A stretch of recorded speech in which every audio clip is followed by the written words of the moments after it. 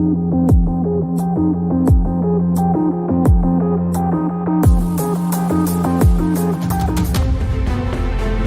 an adventure into the paranormal, where you will discover many haunted locations, hear personal stories about paranormal encounters, and see a supernatural world through the eyes of experienced paranormal researchers Joe Franke and Dr. Heather Lee.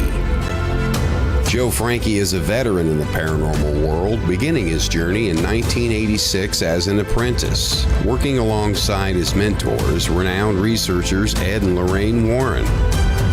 Today, Joe is an accomplished paranormal researcher, demonologist, consultant, and lecturer with over 37 years of experience.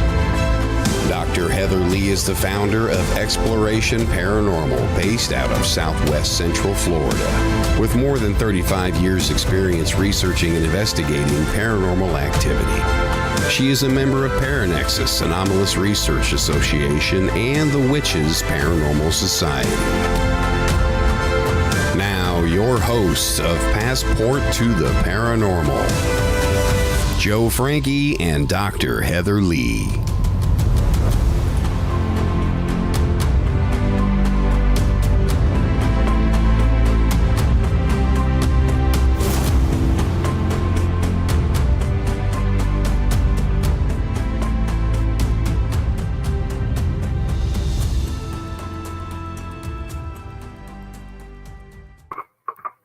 Hey, good evening, everyone, and welcome to Passport to the Paranormal. Super excited to be here tonight. Joe, how are you doing? Good. How are you? Did you fare well in the storm? I'm good, yeah. We survived. We survived. It went further north than expected, so we managed, but that just means the next one's going to come through even stronger. Is there another one out there somewhere? Not yet, but, well, by the time you come to Florida, there will be. I thought Franklin was coming right at Connecticut, but we lucked out. Mm-hmm. Yep, yeah. You never know with these storms. We're just going to keep sending them your way. And I see Resnick and Stephanie are already watching us. Thank you guys for watching and supporting the show. We have an amazing guest. You guys probably already know him, especially if you are regular viewers of any of the WLTK-DB talk radio shows. So we'll bring him on in just a moment. Just a few things, Joe. I don't know if you saw my post earlier.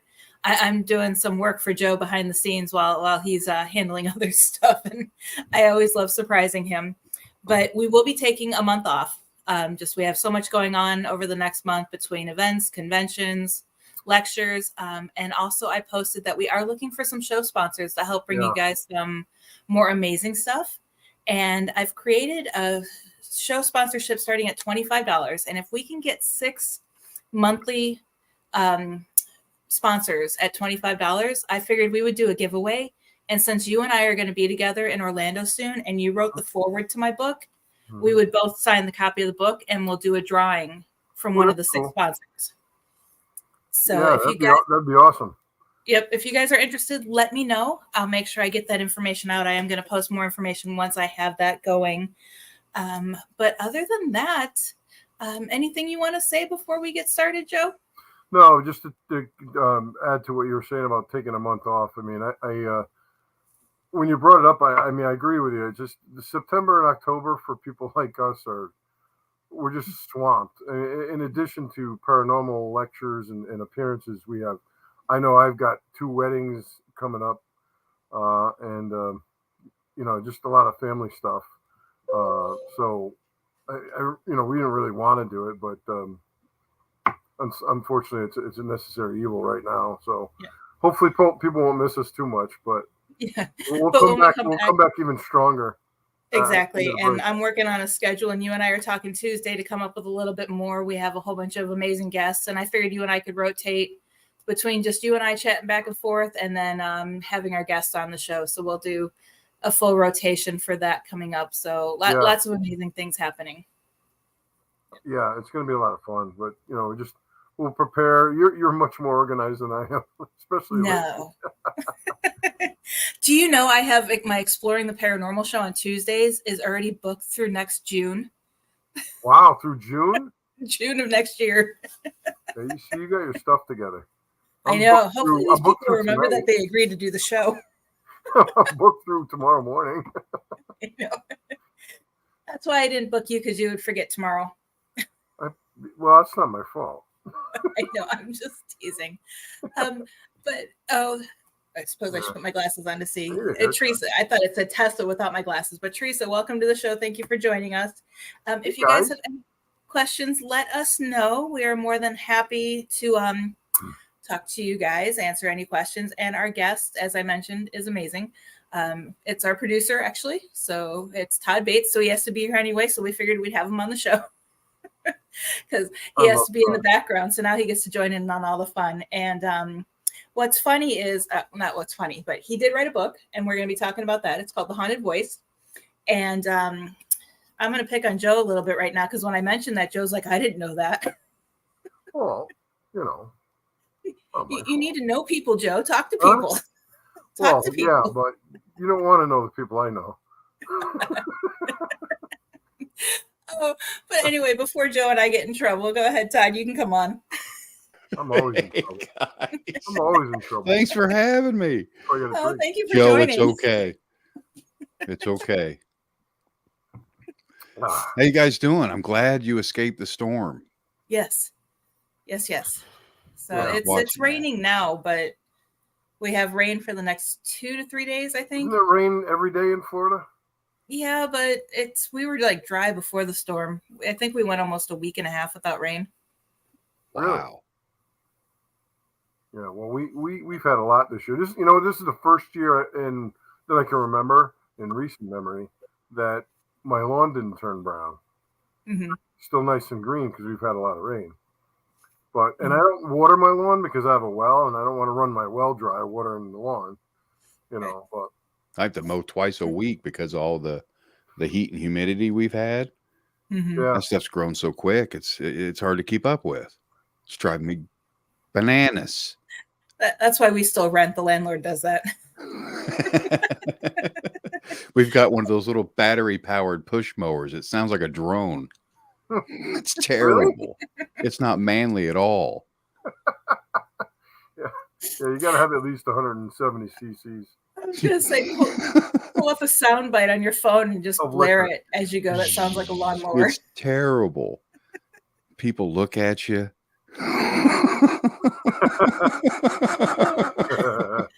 But anyway, with the storm, that actually brings up a question that I wanted to ask. Do you guys think storms such as hurricanes can boost paranormal activity or fuel it? Because what's interesting is I've been playing around with AI just to see what AI thinks about the paranormal, and really AI doesn't have a good impression of the paranormal field.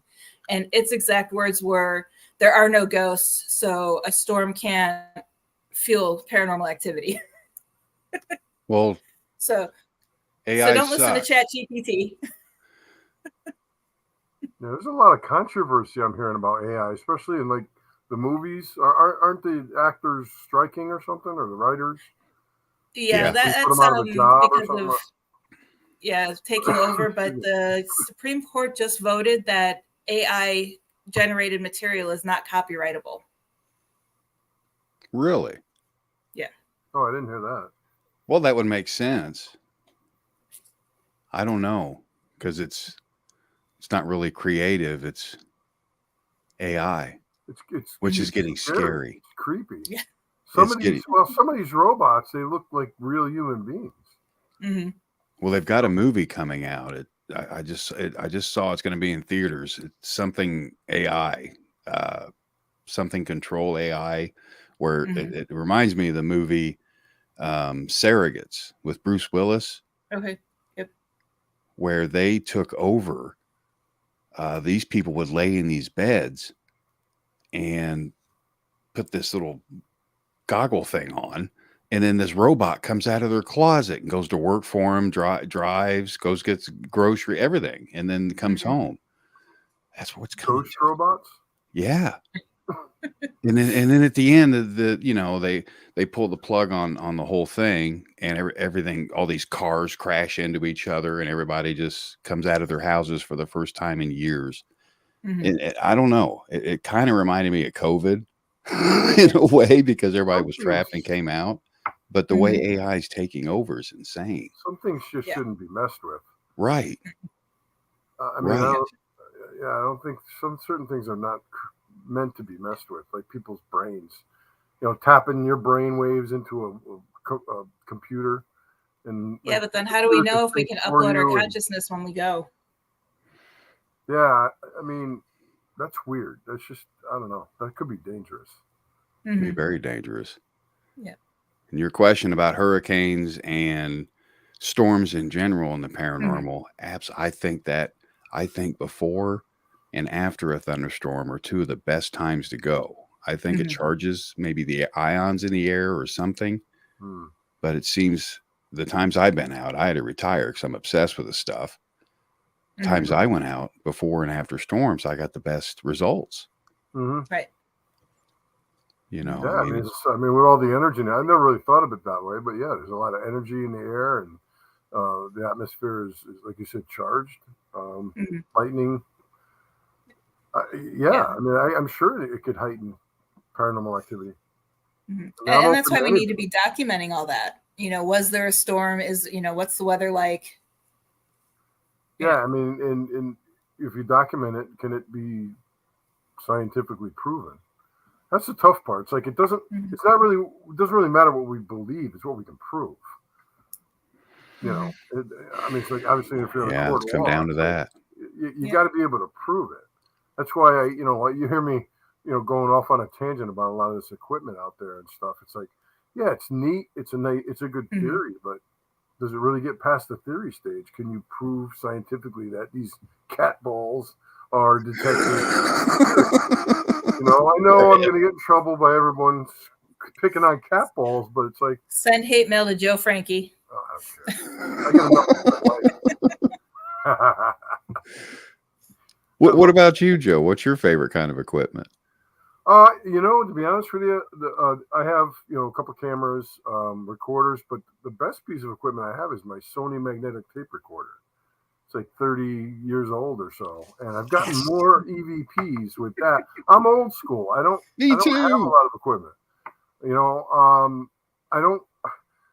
not that I don't believe in this equipment, but I just think that some of this equipment is hundreds and hundreds of dollars, even more than that sometimes, and it's not proven. Someone takes a nice Canon or Sony, video camera, and they modify it. And and then they market it as ghost hunting equipment, and like and then people eat this like candy. They like hook, line, and sinker. And they go out and spend. Look, yay capitalism. Okay, they're not doing anything wrong. It's illegal to do, but I don't want to spend my hard-earned money on something that's unproven. I've got a Gauss meter, an old Gauss meter. It's got to be at least 30 years old. But what does that tell me? It tells me that there's, the levels of EMF at a location. But what I used to do when I'd go to a house, if I'm doing a private residence, is I'll ask the homeowner, can I turn the power off? I mean, the main. Or can they do it? I don't touch it. Would you mind pulling the main for maybe 10, 15 minutes? Not going to hurt anything. Just shut everything off in the house. So now you're walking around trying to do a baseline reading, and you shouldn't be getting anything. Unless there's some kind of outside influence from the street or whatever. Or if you've got equipment like cell phones or back in the day, a Nextel walkie-talkies or something like that, something that could emit that. We had some high spikes one time on a case, and then we took our cell phones and we moved them like into another room, and then it went away. So it's like, we do trial and error, and so. I mean, the Earth is just a big magnetic field anyway. So, just because, cat balls or whatever the device is that's supposed to measure this EMF. But when you watch these TV shows, it's like, oh, it went off. Oh my God. And everybody's freaking out saying there's something over there. I'm like, really? I mean, how do you know that? I mean, maybe there is. I don't know. I'm not saying there's not, but how do you prove that? Or use these SLS cameras. I don't believe in that stuff. I mean, I can't follow it. I hate to be like a Debbie Downer here and poo-poo no. stuff. But like I said, when I started doing this, and Todd, probably when you did, and Heather, we didn't have these toys. It's like, so where did this stuff come from? I mean, it's great to hypothesize and build equipment that, in theory would work, but okay, maybe it works to pick up EMF or something, or surges in electrical energy. But who's to say that it's ghost related or spirit related? Mm-hmm. I mean, if we theorize that spirits are a form of energy, so yeah, it could be. It's like orbs. I mean, we can go off on an hour just talking about orbs. Yes. All the fight, This episode brought to you by Pledge. Yeah, I know. Yeah. But when you try to explain to people about orbs and what they can be, and they can be discounted as this, or that, they get mad at you. Mhm. They Like, do. well, why did you ask me if you don't want to know the answer? Because they've already convinced themselves, and they're looking for someone to validate it, someone that's got years of experience. And I'll be like, well, yeah, it's interesting, but it looks like it might be a bug. See, you can see the wings. That's not a bug. That's a ghost. Okay. Have a nice day. So when someone comes to my table at the event and they show me a picture or a video of an orb, I'm going to be like, oh my goodness, that's a demon. Go talk to Joe Frankie about it. He's right there. That's fine. That's fine. You'll have a line of people at the table with phones out ready to show you 100 videos. Well, of I mean, orbs. I like to give examples. We got an example. We're working on a case now where there's a gentleman who believes that he has I don't want to say demon, but he says he has a negative attachment. And I'm like, well, why do you immediately go to the paranormal? Because you can't explain something. And one of the pieces of tangible evidence, I should say, is he sent a picture in of his bathroom mirror. And the bathroom mirror looks like somebody took a wet sponge and threw it at the mirror. And it splatted. And then, the residual water or liquid dripped down. And he's like, well, no, my aide comes in every day and washes this mirror. I'm like, well, okay, well, maybe the aide started to wash the mirror and the phone rang and she forgot to come back. I don't know. I can't explain it. But immediately, people jump to the paranormal. Mm-hmm. They think it's got to be some kind of supernatural force that did this. It's ectoplasm. Or you're sitting there and you feel this. Another example of the same gentleman. He's sitting there and he's feeling this burning sensation in his leg. And I'm like, well, that could be a multitude of medical reasons, or it doesn't mean you've got a demon attacking your leg. A demon hand grabbing you. You can't explain it. And then when you talk to people that are close to him, like family members, and they're like, we don't experience anything. I'm like, look, I'm not, and this guy wants us to come out there and investigate and remove this attachment. And I'm like, unless there's orange monkeys flying around your apartment, I'm not going out. I'm not driving 5 hours out of my way. But I don't want people to think I don't want to help them. I do, but I don't think it's paranormal in nature. The kind of help that he needs isn't something I can provide. Mm-hmm. And the thing is, this happens with a lot of people, is they don't want to hear it. They get mad at you, and they'll jump from team to team to team until they find somebody that will believe them and validate their claims. Mm-hmm. And it's usually a team that doesn't know what the hell they're doing. Exactly, and that's sad. And I'm not knocking anybody in particular. It's just, you got to be careful what you tell people. People go in and say, oh, yeah, you have a portal in your closet. One case we're working on, there was another so-called investigator that says, I locked the skinwalker in your closet. So you couldn't get out. I didn't know how to get rid of him. I locked him in your closet. And I'm like, remember the old V8 commercials? Mm-hmm. Like this. I'm like, you locked the skinwalker in your closet. And then the guy, I guess somebody opened the closet and let him out. Well, it's your fault. I had him contained. I mean, that reminds me. I mean, one of my guilty pleasures is watching Hoarders because it makes me feel like I have a clean house. And one of the episodes, this poor girl, and even the psychologist went along with it just because she truly believed she had something in her house. And they called in a local shaman who had this little bowl thing that he brought in, and he did his ceremony thing with a whistle, and he covered the bowl, and he's like, I've captured the spirit and I'm leaving. And I'm watching that like, oh no. I've captured the spirit and I'm leaving. Who are you going to call? The spirit with him? Mm-hmm. Yeah, he was taking it with him. And it's Ghostbusters. Really? I think it's time to show the balls. Your bong again? Oh no, he's got it out again. Oh, it's still here. I had it from a couple of shows ago. Yeah, well, I mean, you know what's disgusting though is the people that claim that they can remove things and they say they got rid of it and then they charge for it. Yeah. Yeah. I have a personal friend of mine and her husband who had a restaurant that had a lot of activity in it, and some of it was scary, but no one was actually hurt. But there was a lot of activity that happened, like the burners in the kitchen would turn on by themselves, and the flames would be 6 inches high, and she's got pictures of it and video of it. But with a gas burner, you have to push it in and turn it, and then it clicks, and then the flame goes on. So she had this woman come in, and I don't remember her name. I'm not going to mention any names anyway, but she said that she could get rid of it. So the woman does her thing and goes around for an hour or whatever, and so she says she gets rid of it. Now, this person I know, I didn't know her well way back then. I'm going back probably 20 years ago. She charged her. I said, well, how much did you pay this person? And she said, all in all, close to $15,000. Oh. And I was like, what? $15,000. Wow.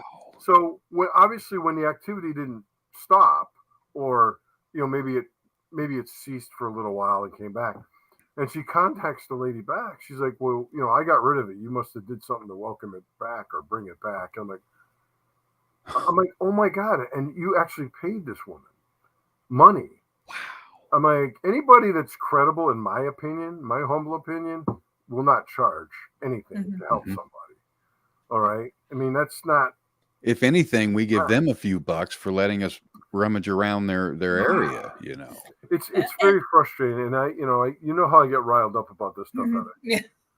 And the thing too is when it comes to cleansings, you need to be careful with how you word it, because I do cleansings at home, but I also involve the homeowner, and I teach them how to do it. And it's more or less trying to help them raise their own vibrations, and give them the self-confidence that their home is clean. In the aspect that it reduces the activity because they're more confident and they take over their own space. Right. But when you guys help people, you obviously make sure that they're an integral part of it. So yeah. I'm not just going to show up with a proton pack on my back. Oh, Joe, can you get rid of this? No. I'm going to help you. This is your home. This is your family, or your place of business, or what have you. I said, but you need to take a stand. And as Ed always used to say, face your fear. Yeah, okay, you're afraid of it because you don't understand it. It may not be natural, hence the term supernatural. However, this is your house. My biggest pet peeve is when someone's afraid to live in their home or go into a certain room of their home. I've had people say, well, I don't go in, I never go into the basement. I'm like, yeah, everything happens in the basement or maybe the attic. But it's like, well, where's your laundry room? In the basement. So it's like, or I won't go down in the basement alone. I'm like, this is your house. I live in fear. Kingdom. This is something you're paying a mortgage on, or at least rent or leasing something. You're paying money to live here, and you're afraid to go in your own house. I've been to homes where I get there and the people are waiting outside. I'm like, why are you waiting outside? Well, I was waiting for you to get here. I don't want to go. I said, this is your house. You're afraid to go in your own house? And a lot of times it's up here. Yeah. And that's why we include the residents in the investigations with us, because we want to show them there's nothing to be afraid of. Yeah. Just don't have any, obviously educate children. If they have children, we have them removed. And but but a lot of people just say, okay, well, we're going to go get a motel for the night. You guys, do what you do. I'm like, no, that's television. That opens up a whole another can of worms when it comes to legalities and. Goodness. Too. Oh, I had a diamond ring sitting on where the hell it go? Yeah. Right. I had a stack of cash on my dresser. Had a diamond ring. It happens. It could happen. It's never happened to me, thankfully, but I've heard horror stories. No, I've heard horror stories myself, and it's a big liability going into somebody's home alone. Just going in there is a huge you're right. I mean, you could be accused of anything. And I had a recent case here that I helped a neighbor. I didn't know them, but they literally live up around the corner from me. And I was supposed to go over one night. The husband and wife, they're probably in their mid-30s. They had a young son that was about a year and a half old. And a couple hours before I was going to go over there, the wife called me and said that her husband got called into work. She goes, but you could still come over. I said, you know what, Sarah? I said, why don't we reschedule? not comfortable coming over if your husband's not home. She didn't know me from Adam, you know, and she, you know, she was very appreciative of that. My wife won't even answer the door if she doesn't know who it is, if I'm not home. Mm-hmm. You know, unfortunately, it's the world we live in. You know, I don't even answer the phone if I don't know who it is. Well, well, yeah. I mean, it's probably a bill collector in my case, but we can talk about that later. That's another show. You know, and it turned out to be really nothing. She did have what I believe it was a spirit there, but I believe it was her grandmother that had recently passed, and it was there visiting the child, the baby. You know, and I gave her a bunch of advice. You know, I said, just walk around your home and just talk to your grandmother like you're talking to her, like she's in front of you. And just ask her to, you know, thank you for everything. You know, I got this. You're scaring the baby. So, and it worked, I guess, because she said everything's fine. The activity basically stopped.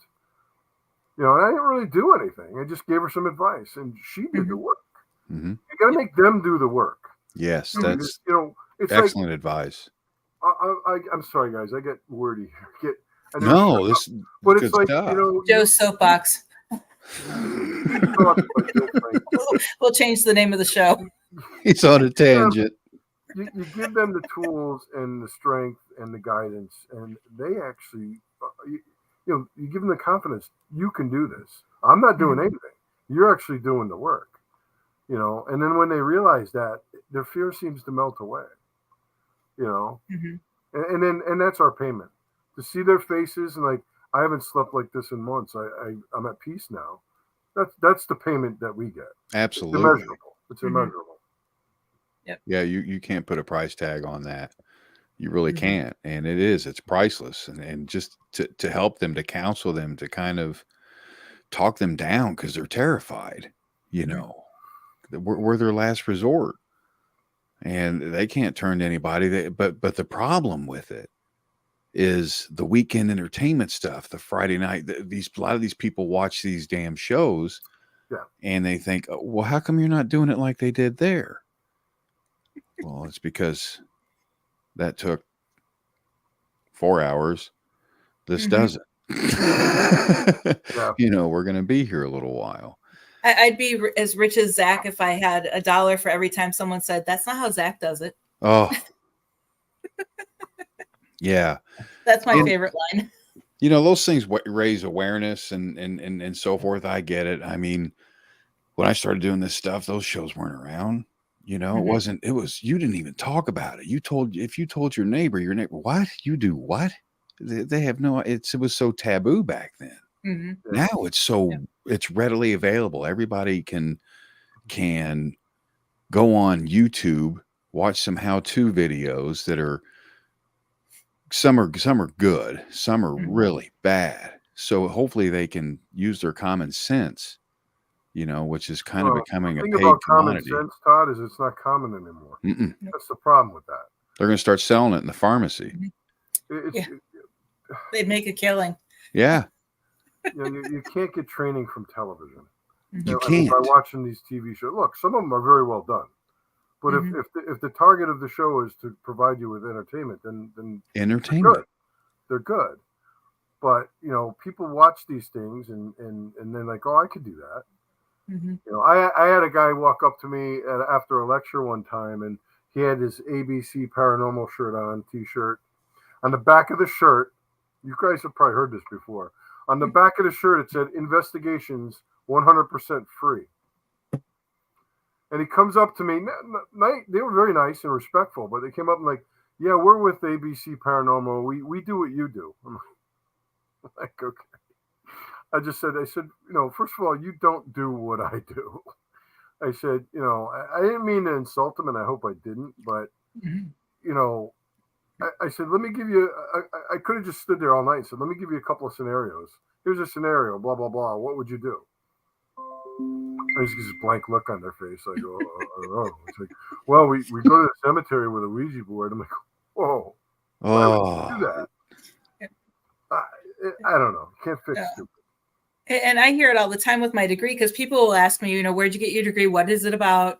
You know, why did you go through it? And then I talk to them about it. And I always talk Dr. Kelly up because he's absolutely amazing. And he still even answers my calls when I call him. And I've been out of the school for 5 years now.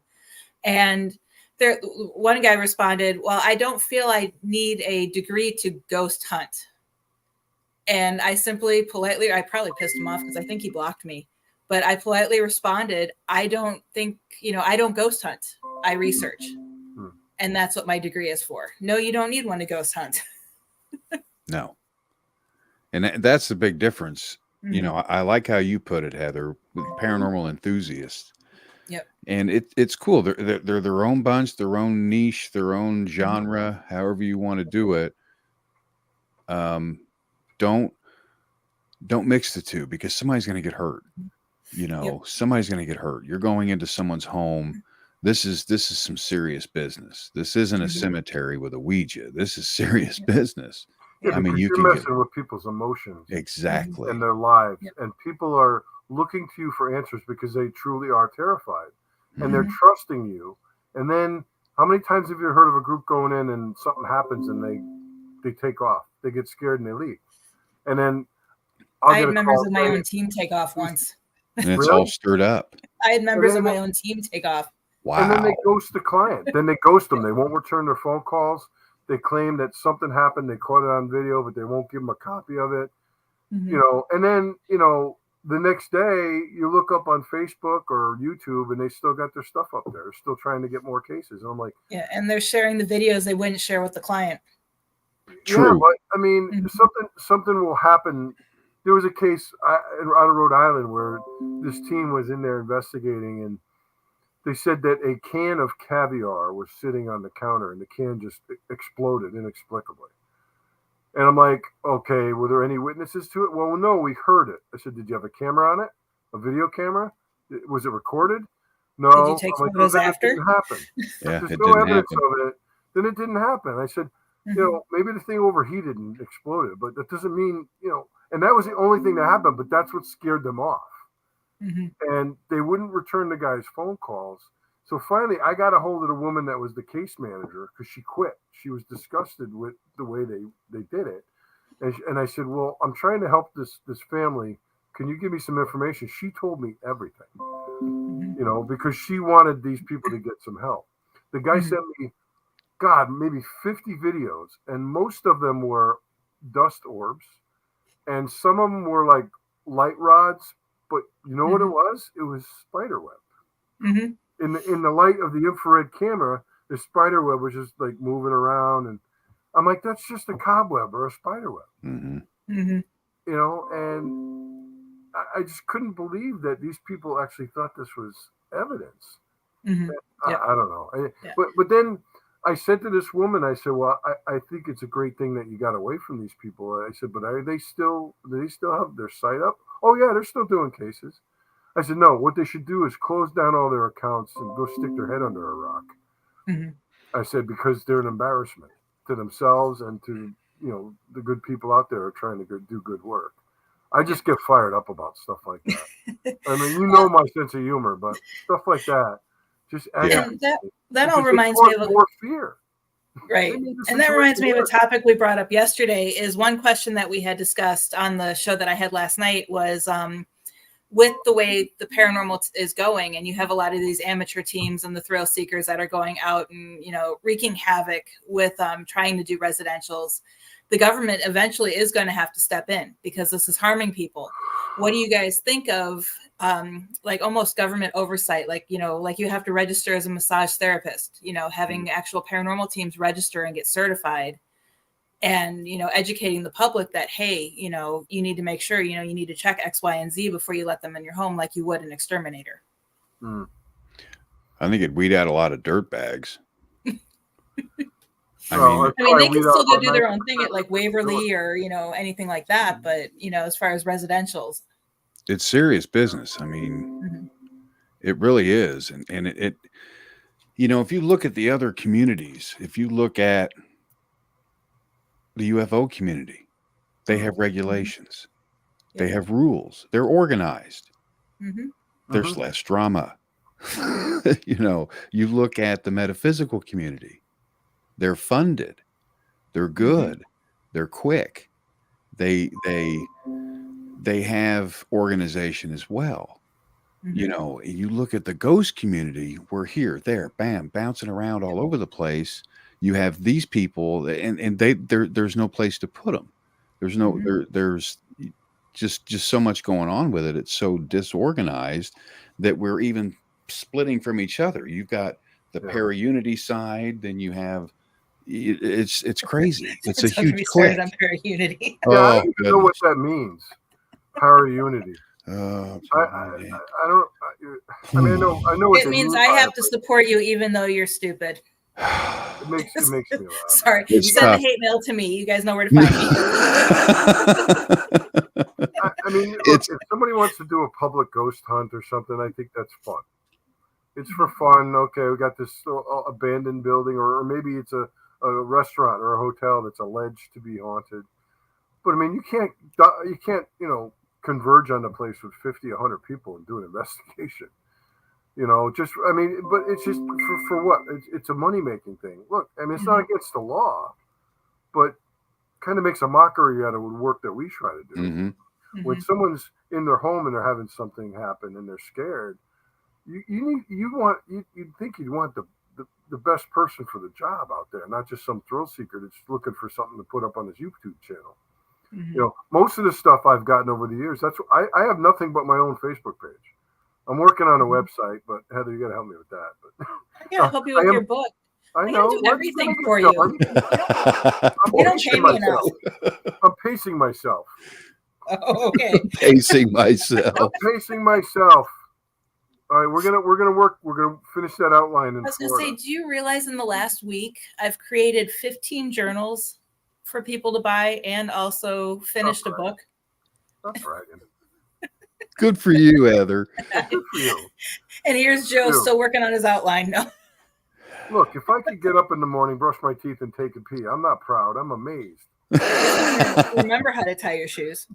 I got the kind that you just slip your feet in. Nicole said she finished her 14th book. I know, she's way ahead of me. Making me jealous. Wow. I'm slowly catching up, Nicole, but she writes some good stories. I helped her out and I wrote the foreword to her 13th book. Cool. And yeah, that was a really good story. I'm working on it. I got so much to put in it. How long is this book going to be? Maybe I do a series. Who knows? Like Zane Grey or something. I don't know. Nancy Drew, the Hardy Boys. Yeah, make it like that. Joe's Adventures. I mean, I've got plenty of stories, but the difference between what I write about and what these other clowns do is mine's true. These are things that actually happen. I'm not talking about you. These other clowns. Well, maybe I am. No, I'm not. But yeah, I mean, it's like when I lecture, I tell people, I said, look, I'm going to share some stories with you of when I worked with Ed and Lorraine, and then I'll share some stories of when I worked with other people or by myself. But I'm not going to make stuff up. I'm like, yeah, I spent three weeks in this guy's house and nothing happened. And he's telling me purple monkeys are flying out of his closet every night. Then I look over on the dresser and it looks like a pharmacy, Seriously, that's a true story. And the guy's like, I don't know why. You guys are here. Nothing's happening. He goes, every night I go to bed and I got the closet doors open and all this stuff. I'm like, oh my God. You figure out what he's taking, let me know, because I could use some of that. I want to see some purple monkeys. I could write some amazing stories off of that. It'll make the creative juices just flow. And then the purple monkeys came out.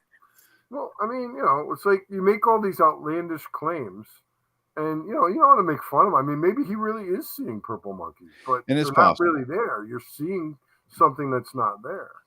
I don't accuse people really of making stuff up, but they may, in their mind, believe this is true. They may believe they have a paranormal issue when they don't. And one of the first questions I ask them is, do you watch these TV shows? Do you got a lot of these movies? And we watch them all. They're great. I'm like, okay. So, now I got a foundation to build on.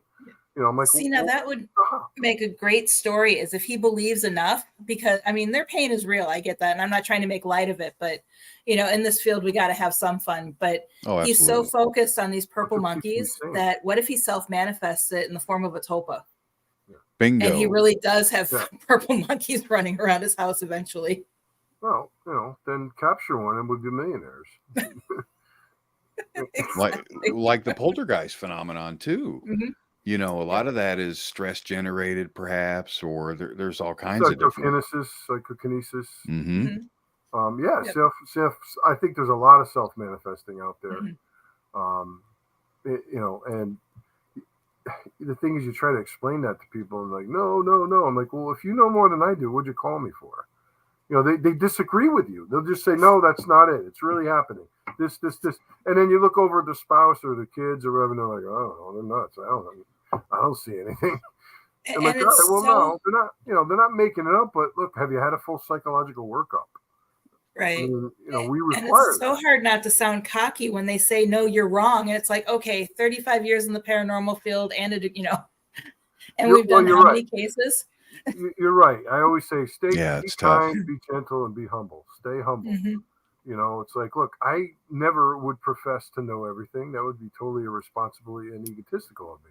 I don't know everything, but I've been around. Mm-hmm. I know a little bit. But if you know better than I do, then why'd you call me? I mean, it's almost like you got to do more investigating before you decide to take a case, because that's your time, and you're not charging them for your time, and we're happy to do it if you've really got a problem, or if you don't have a problem, if they'll at least have an open mind to listen to you and say, you know what, you're hearing the scratching, but look, I found a hole. You got raccoons in your wall or something, or a squirrel. Mm-hmm. There's a natural explanation for what's going on. As long as they have an open mind for that, and they go, oh, you're right. Oh, stupid me. No. Hey, look, we figured it out. That's great. But it's the people that stand there like, they have an excuse for everything you tell them, or, or they have a counter to every explanation you might offer them. And I'm like, you say to yourself, what am I doing here? If you're not going to listen to me, or at least, you hear me, but you're not listening.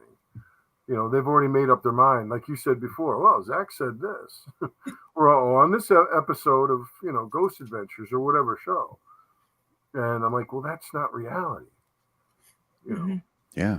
But it's on the internet. Well, then it must be true. I mean, it's not on the internet. Give you an example of the teams and how, like you said, the base readings, false positives and things. My daughter was she would wake up in the middle of the night and see things. She was having these weird dreams. It was just really wicked. She thought her place was haunted. So I said, no, it can't be.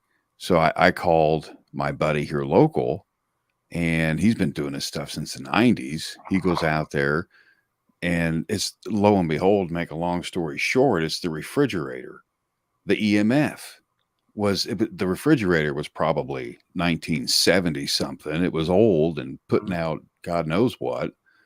And she wasn't. And so until they got the refrigerator, she moved her bed. Nothing's going on.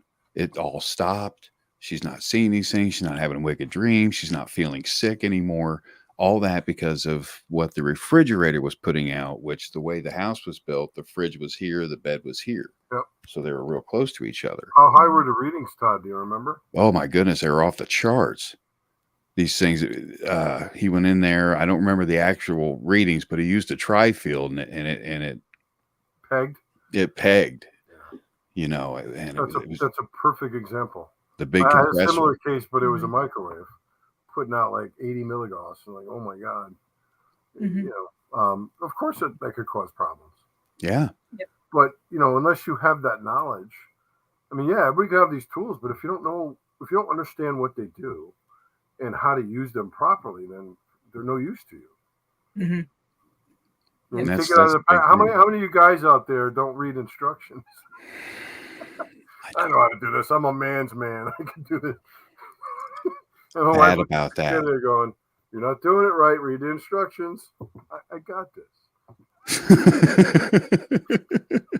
And then I shocked myself. So are you going to read the instructions to the Ouija board I bring to the event?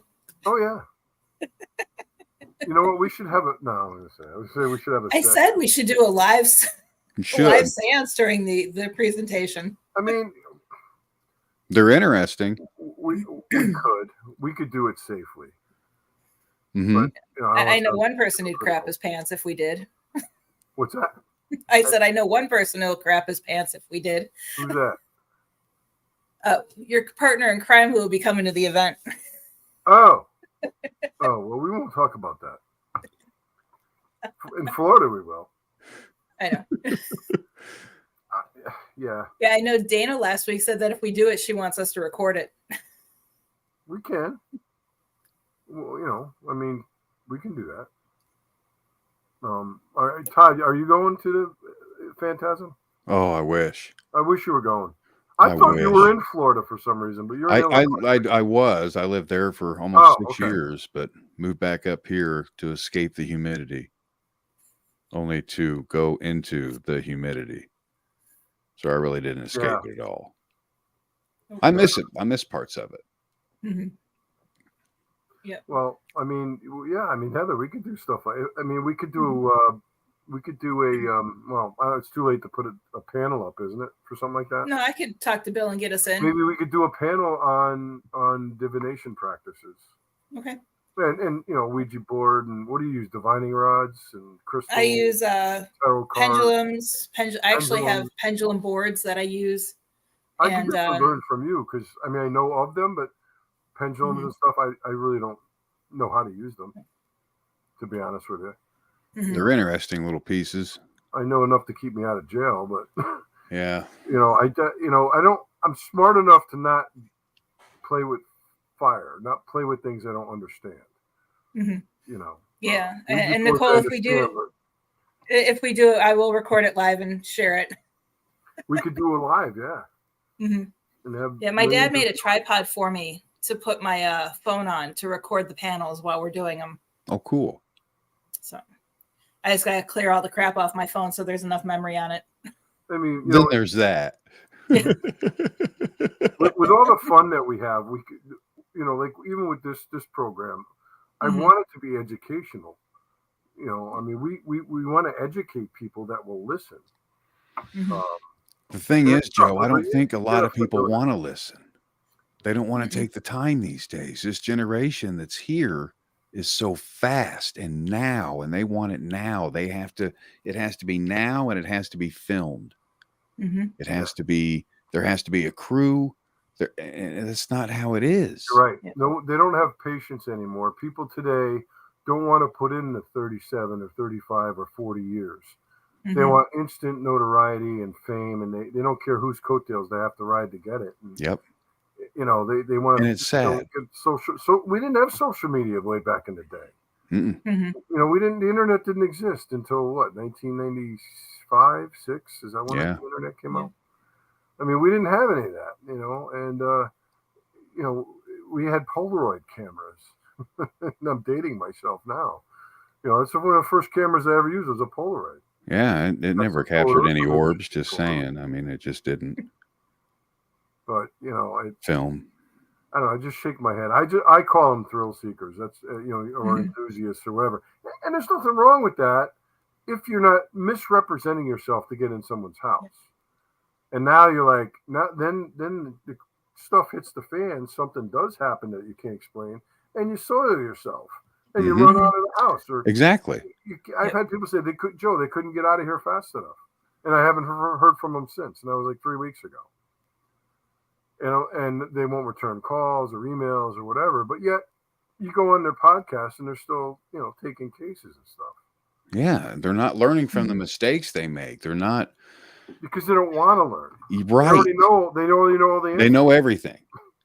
You can't convince them otherwise. It's like talking to a brick wall.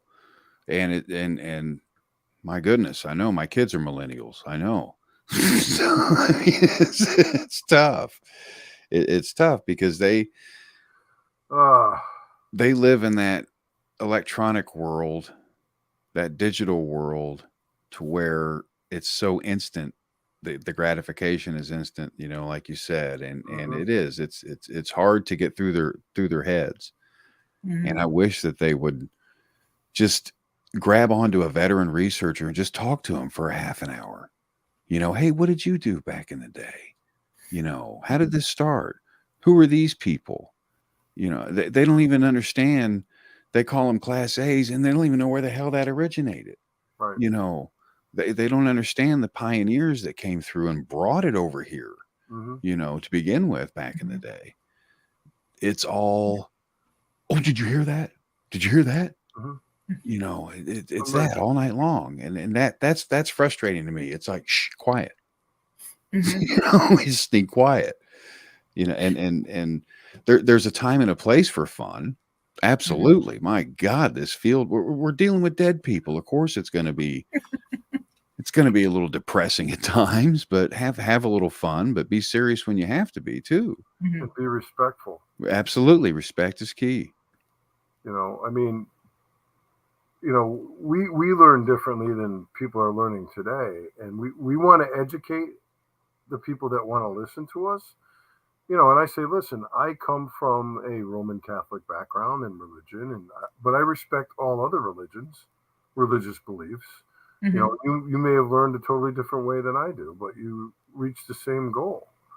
You know, and you know, I mean, we're all different. That's what makes us individuals. But what I don't tolerate is disrespect, and I'm not necessarily saying people disrespecting me, but this disrespect of one another in the field. You know, it's always like people are jockeying for position. Look at me syndrome, I call it. You know, and that's why for many years I didn't go to these paracons. You know, because it's like, okay, I'm gonna set up a table and share my pictures and my bumper stickers and all this stuff.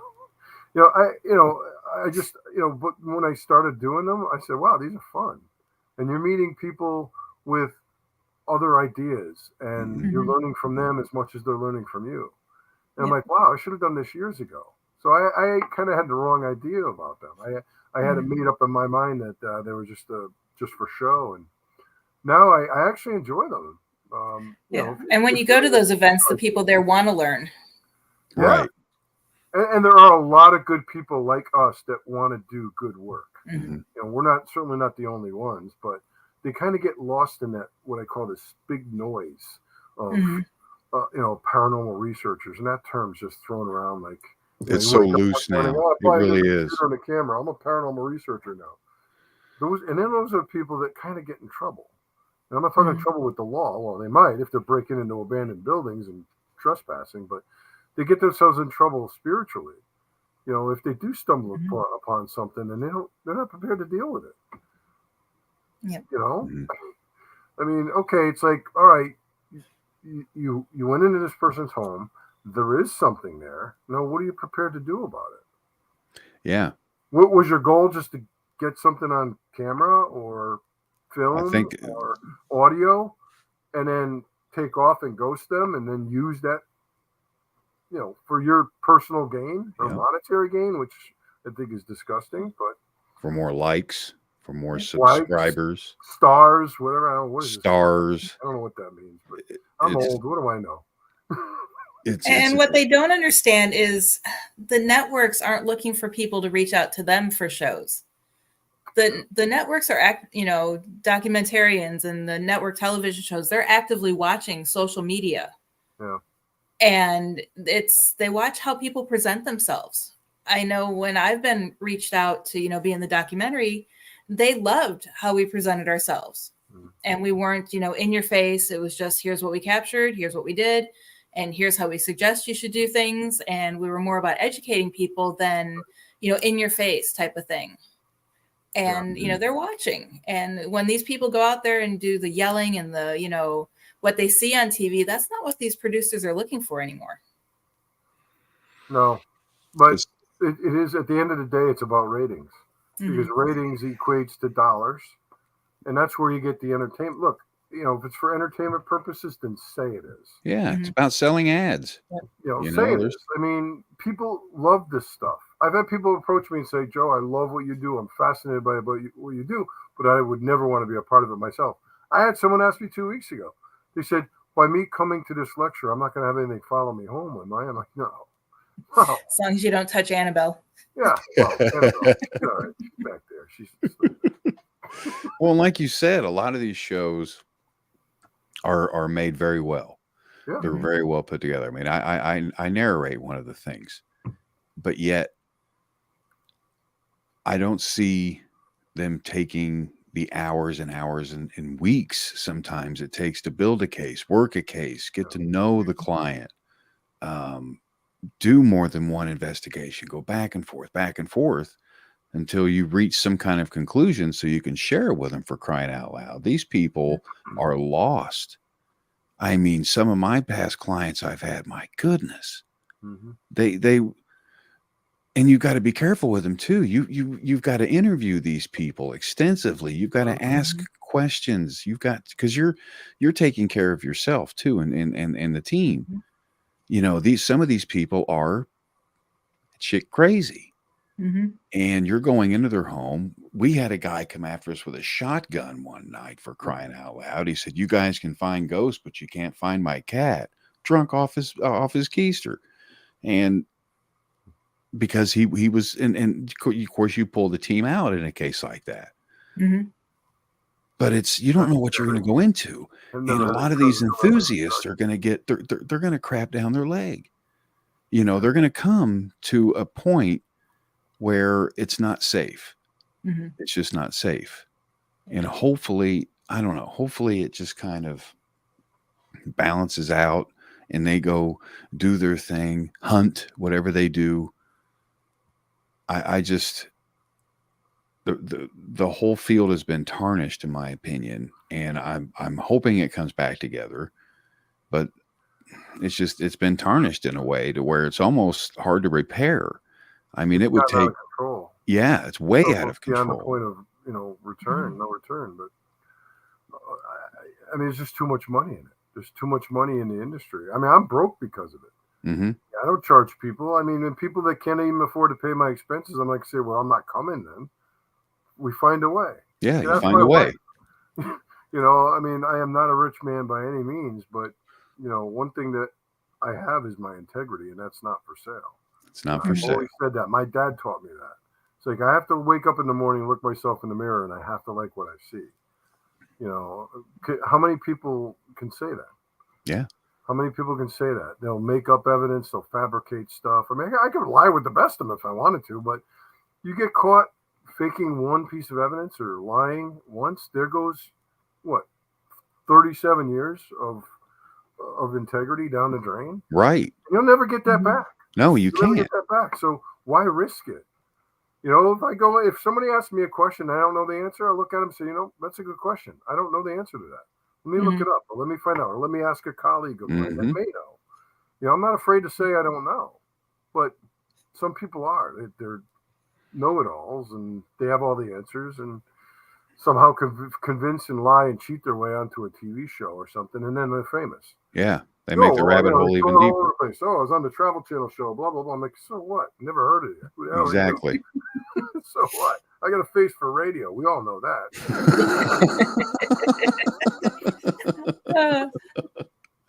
So that goes hand in hand with the teams that fake evidence just to make their clients happy. Because we had that one team busted here in Florida. Yeah, that's disgusting. Look how easy it is. And that could do more harm than good. Yep. You've got Canva, Photoshop, all these video tools now, AI. Yeah. You can type in this stuff and it'll create a ghostly voice for you. Right. Man. Yeah. So you don't know, if somebody sends you something for review, you don't know if it's bogus or not because you weren't there. Yeah. They could be really good at fabricating something. They could fool us. That's where you asked for the EXIF information. Yep. And I miss old things like film. It was probably in this field one of the most tangible things was the film, because you can't mess with a negative. A negative is a negative. Right. And today everything's digital and it's so easy to manipulate it into whatever you want it to be. So you just don't know anymore. Recently came across, I don't know if you can see them, but some old photos. There's Ed in the Rain on a case we did over 30 years ago. Wow. And I got the negatives. I mean, I've been cleaning out my basement, and I found more and more of this stuff. Stuff that I haven't seen since they were taken, probably. And I'm like, wow. I'm hoping if I can find some, Heather, I'll bring some pictures with me and Mhm. show you. But like you said, you can't fake that. Digital anything, digital Photoshop, all that stuff. Have you guys ever been accused of photoshopping something? No? Yep. Yes. I mean, that happened to me once 15 years ago at a lecture in Danbury, Connecticut. I remember there was a guy, and he was full of himself. This guy in the audience, I was showing a picture on the screen that I had taken, but I hadn't told them that yet. And I showed the screen and said, "Oh, what do you folks think about this picture?" Now, I'm not going to stand there and say this is a spirit. I don't know what it is. I'd be irresponsible, but nobody knows. Mhm. But it was an interesting photo I had taken at an old abandoned theater in Norwalk, Connecticut. And the guy's like, "Well," he goes, "I'm a photographer. I've been a photographer for 25 years, and I can tell that that's been altered. That's a fake picture." And my friend I was lecturing with, I look at him, and he was a hothead, and I'm like, "I got this." I said, "Calm down." And I said, "Sir," I said, "You know what? Thank you very much for the compliment because I took the photo." I said, "And as smart as I think I am, I don't know how to use these Photoshop tools." I said, "So that picture is 1,000% genuine." I said, "I'm not telling you it's a spirit or a ghost." I said, "But what is it? There's nothing in the photos before or after it. And all of a sudden this just showed up on so, I mean, I shut the guy down, but I tried to be polite, but he saw I was a little angry or a little aggravated, I should say. Frustrated. I came up after the show and apologized profusely. I said, "Look, I am not opposed to dissenting opinions." I said, "But be respectful." I said, "The way you went about it was very disrespectful, I thought, in front of a crowded room of people." And then people were starting to get on the guy, like, "Hey, shut up. We're not here to listen to you." And I'm like, "No, don't start fighting here."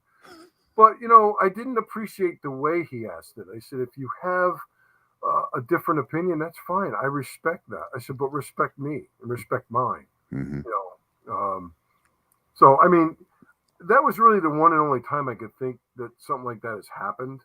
But when I was with Ed and Lorraine and they would be lecturing, there was a lot of people that would be disrespectful to them. Sometimes they'd have too much to drink. People would come in intoxicated if they were doing a lecture at that many times go to like a Holiday Inn and rent a room, a meeting room. So Hmm. people would wander in from the bar or whatever, and "Oh, this is all bull," and I'd be like, Ed would just look at me and go, "Joe, take care of this guy." And I just go over there and say, "Look, be respectful, or I'm gonna have to ask you to leave." I was very influential, but I used to see them go through that, and it didn't happen every time, but I just respect to me is paramount in this field. Hmm. I mean, I respect other people, and I would like them to respect me, but kids today, and I say kids because I'm old now, but kids today, they're not respectful. A No, lot of them, not everyone. They're not it's respectful rare. Mhm. to their elders. Look at this. I just read about a 19-year-old kid beat up a 67-year-old woman that was doing Uber Eats, trying to make ends meet. Oh my. He jumps in her car. She tries to grab him, and he beats her half to death. They caught him, and I hope he goes away till he's gray. But I mean, the disrespect today. I'm sorry, get off on a tangent. No, It really bothers me, and that goes with anything, just general in life. But in this field, I just shake my head and disappointed. And I like to stick my head under a rock myself, and don't want to be involved in any of it. yeah, Mhm. yeah. It's I mean, just I've left it for years. I took a long hiatus, and it was about 3.5 years away from everything because of because that. it got so bad. The drama was so bad. There was no one was doing anything. I mean, our ultimate goal is to discover the afterlife. Yeah. Is this real? Is this really going on? And there's too many clicks. There's too many this. There's no teamwork really anymore. And we need that. We have to have that. We've got to, I think, reboot the entire system and try this again. I mean, when's the last time you can think of a major breakthrough? I can't remember any major breakthroughs as of late. That's because we're not doing anything new. Exactly. It's who has what and how much. Mm-hmm. And it's about what you have instead of what you're capable of, what you can do in your experience. Yeah. And of course, respect is gone. That's tossed out the window. That's going to take some severe hammer and nails to fix. Mm. But it's the damage that we're leaving behind. And what saddens me is it was our generation that raised this generation coming in. These people are going to be taking over. Yeah. What the hell did we do wrong? Or was it just the world that did it? I don't know. But there has to be some major change. And I love this community. You know, I really do. I love it with all my heart. I mean, it welcomed me in when no one else would. But it needs a lot of work. It really does. It's become part of our lives. Mm-hmm. I mean, it's interwoven in the fabric of my being. I mean, I've been doing this longer than 18 years old. I mean, my entire adult life. And you're right. It just seems to be getting worse and worse. And I'm trying, because I've said this before, I'm almost the age now that the Warrens were when I met them. And all I want to do is help people and pass on my knowledge. You know, I'm not trying to say, I know everything. Yeah. And, I certainly wouldn't do that. But I'm like, well, I'd like to pass on what I do know and share it with my colleagues, and they can share what they know. And together, that's what I call unity, is together if we're all working towards the common goal. But it's not like that anymore. It's all about the almighty dollar. I mean, that's the root of all evil. But yeah, everybody needs money to survive and to live, but sure, how much is enough? I mean, if you can remember back when all of this media attention and everything and the social media came about, this was a great community. Everybody helped each other. We got together when the internet surfaced. We had emails, forums, chat rooms, things that were stuck on the internet. And there's still some out there, but these days everything is crazy fast and it has to be filmed. You have to have a massive, if you don't have a production crew, well, your team's no good. If you don't have a good videographer, and it's not what, I mean, people on the teams back then, they didn't have to compete with all this stuff. It's so saturated. It's everywhere. It's gone viral. Everybody loves going out there and getting scared. And it's not about just getting scared. Sure, your adrenaline, when you see an apparition, sure, your adrenaline goes a little up. It's fight or flight. Yeah. Most people, but it's how you've got to, convince yourself, look, I'm in this field. I may see something I can't explain. I may experience something I can't explain. I don't know what I'm going to do until I'm put in that situation. Well, when you're put in that situation and you run, you may need to rethink where you're at because you've been spending all this time, trying to figure out life after death. And when you're confronted with that answer, you kind of got to face it. I mean, you have to face it. And it's tough sometimes because it's creepy. There's some, when you have furniture moving, things getting thrown at you and so forth, things flying across the room. Look, there's you have to know when to fold them as well and refer out. And a lot of these teams aren't referring out. Like you said earlier, Joe, they're coming in and taking over and then just leaving with everything, leaving the client going, huh? They don't know. They're none the wiser. And it's just, it's a terrible system. We need to kind of regroup it. And their egos won't allow them to admit that they don't know enough and reach out to someone else. And they're very, very protective of their cases. It's like, well, this is our case. Yeah. Like, oh, okay, it's your case. But if you need help and you're not sure what you're doing, maybe I can help you. I'm not trying to take your case from you. Is that what's important here, the case or helping this family? Exactly. I never understood that, but there are people like that. And then on the other side of the coin, I've had people say, Joe, we could really use your help. we want to help this family, but we don't know what to do. And I'm like, okay, I'll help you. And then I do my thing to help them, and I go away. I'm not looking for any fanfare or anything. Mm-hmm. So if that family's at peace and they're happy now, that makes me feel so good. No amount of money could equal that feeling, but Priceless. it's not like that anymore. It saddens me to think about it, but Even the clients have take changed. a break, guys. We're supposed to do a commercial break or something. Mm-hmm. Ask the producer. Oh. Whenever you're ready. No, whenever you're ready. I don't want to, but if we have to, right? Yeah, we'll take one here. Okay. All right. Okay.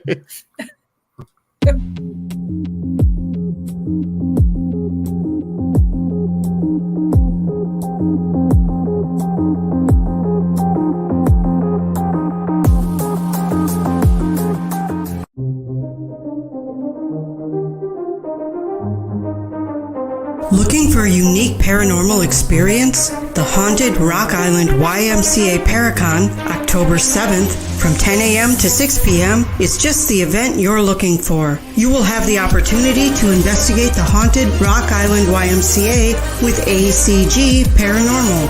Visit with over 60 paranormal and metaphysical vendors from 8 or more states. And pre-order your t-shirts at dvinar@aol.com. Visit a psychic gallery reading, mediums, tea leaf reading, animal communication, dream interpretation, aura reading, tarot and oracle card readings, or get a Reiki healing. See a demonstration of the Estes method by Carly Bird. Presentations by Nick Simons and Aaron G. Thompson of 28 Days Haunted, Greg Bakken from Ghostbox Radio, and headliner Rick Hayes, along with many folks you'll see on Paraflix. Be sure to like and follow our sponsors: Paraflix, WLTK-DB Talk Radio LLC, Studio 6 Productions, Unturned Pages, and Ocean Eye Crystals. General admission is only $5, and all proceeds go directly to the Haunted Rock Island YMCA. For more information on the Haunted Rock Island YMCA Paracon and vendors, look for them on Facebook under Events.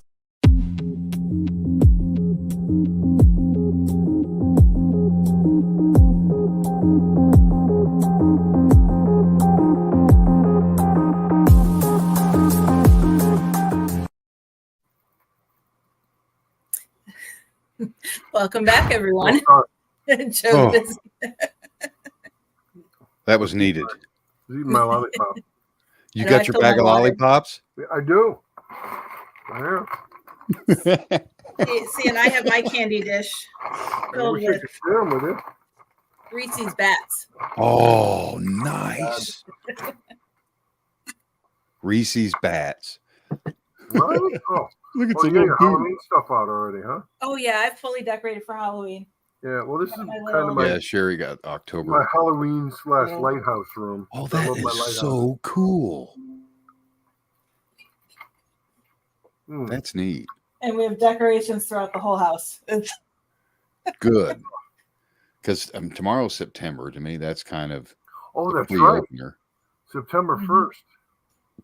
Is that the official Halloween kickoff? September 1st? I've been decorated for a couple weeks. Fall's my favorite time of year. Oh, I love it. I love that time of year. And of course, October, it's always fun. Yeah, But I it's love just- nothing beats New England in the fall, though. Oh, it's gorgeous. I do love that about New England. I'm going to New Hampshire the weekend before Thanksgiving, doing a presentation up in the North Conway Scenic Railroad. Ooh. Up there is built in like 1874, I think. Oh, Beautiful building. They said that the staff there has told me a lot of stories of they've actually seen apparitions and things. Nothing bad. There's a ghost car, they call it, one of the Pullman train cars. They said they've seen apparitions in it. It used to belong to Robert Todd Lincoln, Abraham Lincoln's son. really? and it's been used. You ever see like Teddy Roosevelt in the back of the train on this platform speaking? It has a platform like that.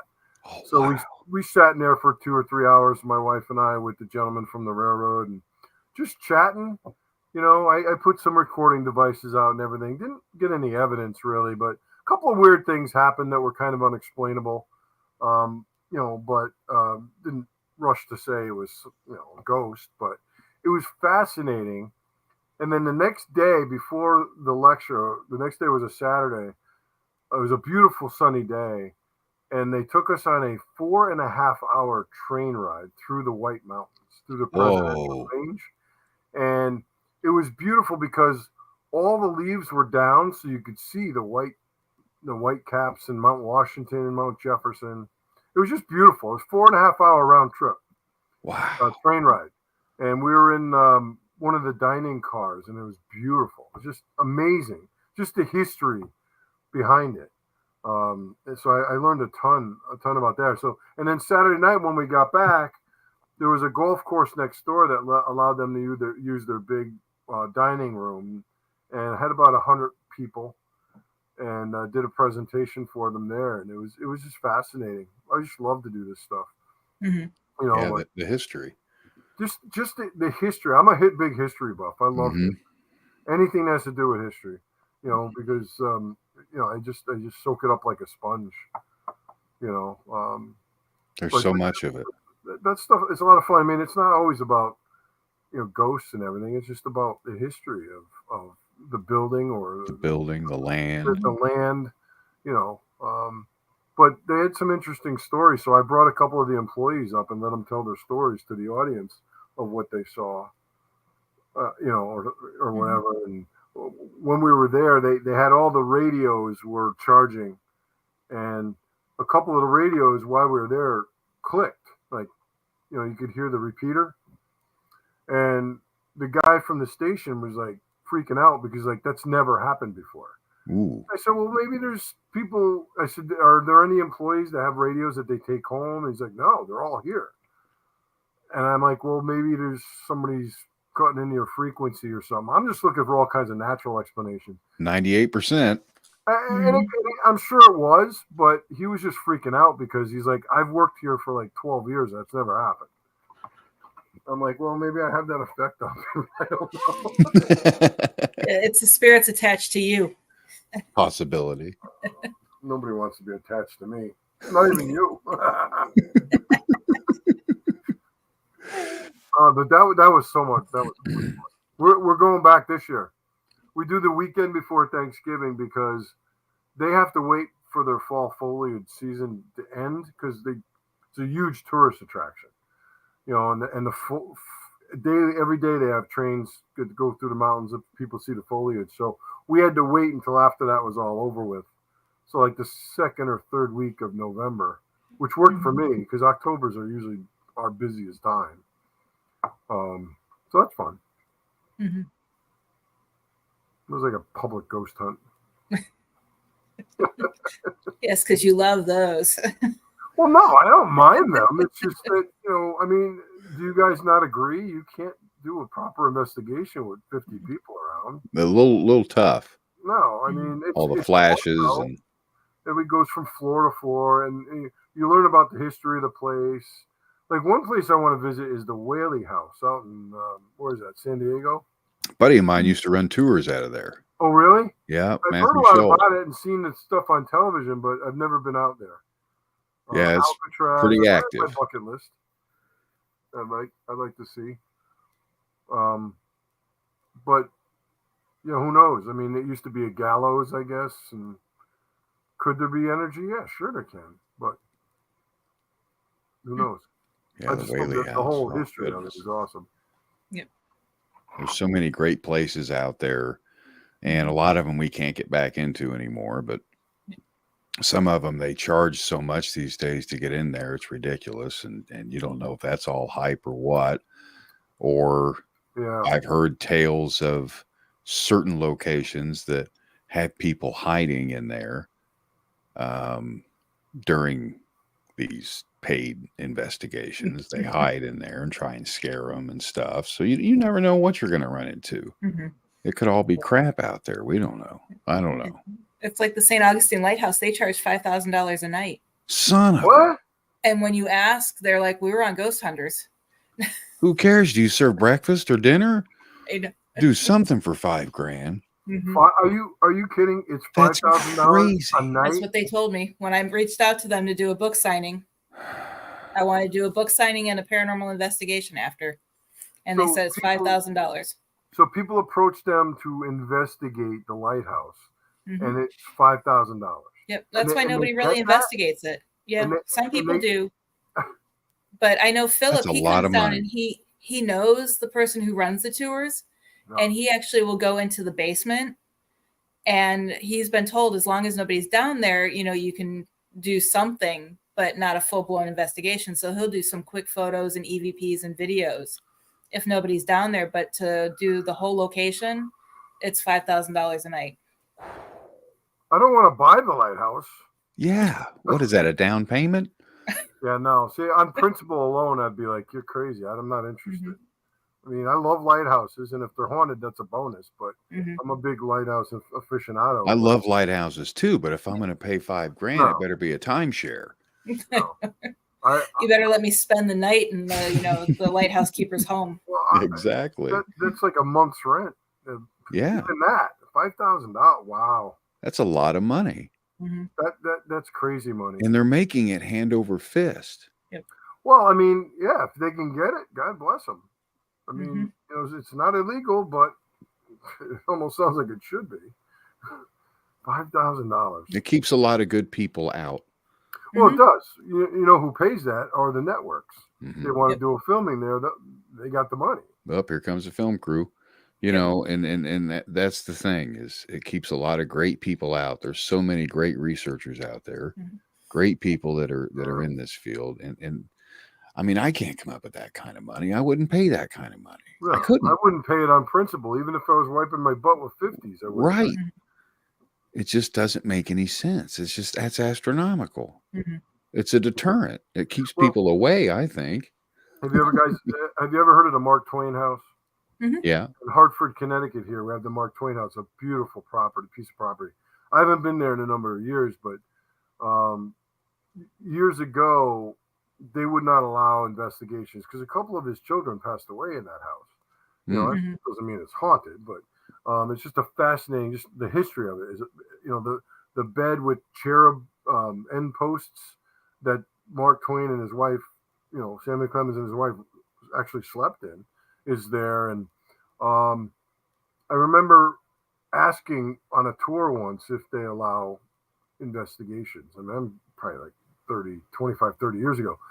And they said, no. Well, then there was a TV show that offered them, I think, like $20,000 or something like that. And, oh, yeah, come on in. So money talks, right? We all know that. Yeah. So now, through the years, they do let investigators go in there. But I don't know what they charge. But they ain't doing it for free out of the goodness of their heart. And I get it. The money goes to care for the home and keep the property. I get that to a point, but someone like me, I mean, I'd love to do it, but I couldn't afford to pay what they're probably asking. Yeah, and look at the upkeep. I get it that a lot of these older buildings that people want to investigate, they need a new roof, they need this, but if you look at them, they have all the money in the world to do all the repairs, so they look great. They're good. And then you have places like Broadhead Manor, for example. Bill Walter runs that thing out there, and it leaks through 2 floors, and it has to have constant fundraisers and things to keep it alive. He doesn't charge an astronomical amount to investigate the place, and it's in need of repair. And it is an active location. So it's strange how it's taking over and how it's going that direction. Well, the golden rule, right? He who has the gold makes the rules.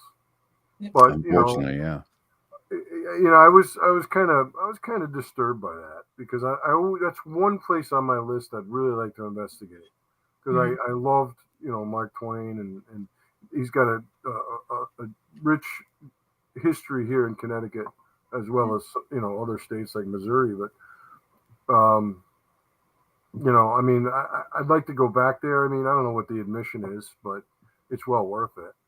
Same thing with lighthouses. There's one lighthouse in Maine. It's actually on the Maine quarter, the Pemaquid Point Light in South Bristol. It's one of my favorites. It's actually one that you could actually go up into the light and take photos and everything. Rare. I think it's like, I want to say $5 per car, or it might be $2 a person, which I happily give. I think I gave him like $10 last time, because that money goes to upkeep the grounds and the lighthouse and everything. And then last year, Laurel and I went up in May, and our anniversary is in May. It was our 30th anniversary last year, 2022. And Laurel's talking, there was an older gentleman there that was about to do some painting. He was a volunteer. And, of course, we got to talking to him. He was very nice. And the lighthouse was closed. He was just in there to do some painting inside in the museum. And when he found out I was on our anniversary, he's like, well, come on, kids. He goes, I'll let you up. Do you want to go up the light? Laurel just looks at me. She's like, you don't have to ask him twice. So he let us up there. It was really nice. But then a couple of people saw us going in, and they're knocking on the door. And he opened the door, and he's like, well, we're closed. We just, we're volunteers. We're fixing up the place. But I said, I'm sorry. I didn't mean to start something, because people thought that he was letting people in. And, of course, they saw us up there.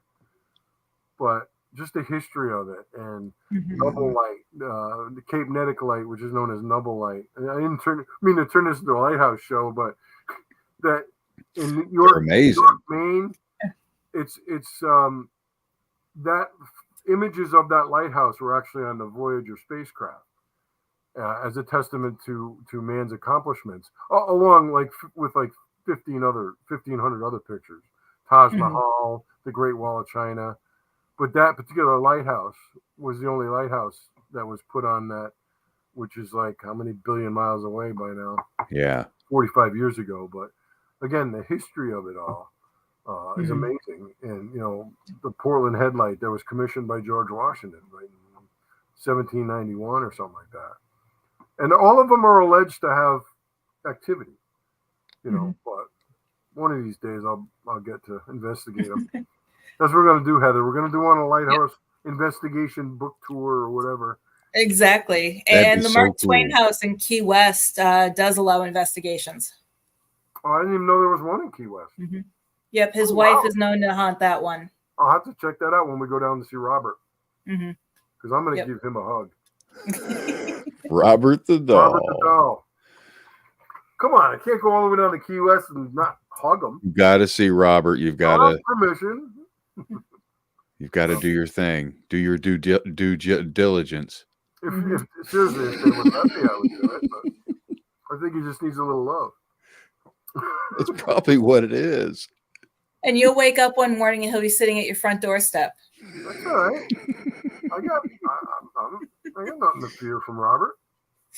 I'm not going to disrespect him. Sit him right next to Hannibal. Yeah, they get along famously, I'm sure. Yeah. Heather thinks I'm crazy. I am a little bit. Yeah, That'd I got a lot of stuff on my bucket list. I want to go to Alcatraz. You ever been to Alcatraz? Oh, no. That's on mine, on my too. bucket list. I would love to. I would love to investigate that place. And then, Chillingham Castle. You remember that show years ago? The guy's name was something Robeson. And the whole spiel about the show is to get, a family to stay in there overnight. And yeah. And I'm sitting here screaming at the TV. I'm like, dude, I'll sleep like a baby in that place. I'm like, I won't go running from the place. I don't care what happens. But I mean, that was what the show was. I think it was hosted by Linda Blair. Yeah, I know what you're talking about. I remember it. Chillingham. That was just one of the castles, but that one stuck out.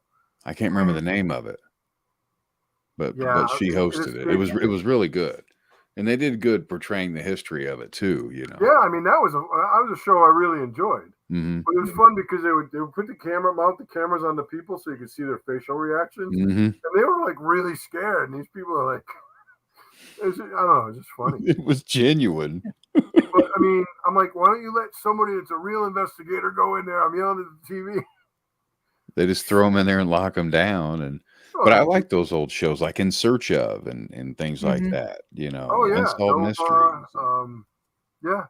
I mean, Leonard even Nimoy. Sightings. I like Sightings. Sightings was a great show from the early '90s, late '80s, early '90s. Mm-hmm. Now it's like every network's got a whole host of shows, and some of them are really well done. They are. You just can't keep up with them.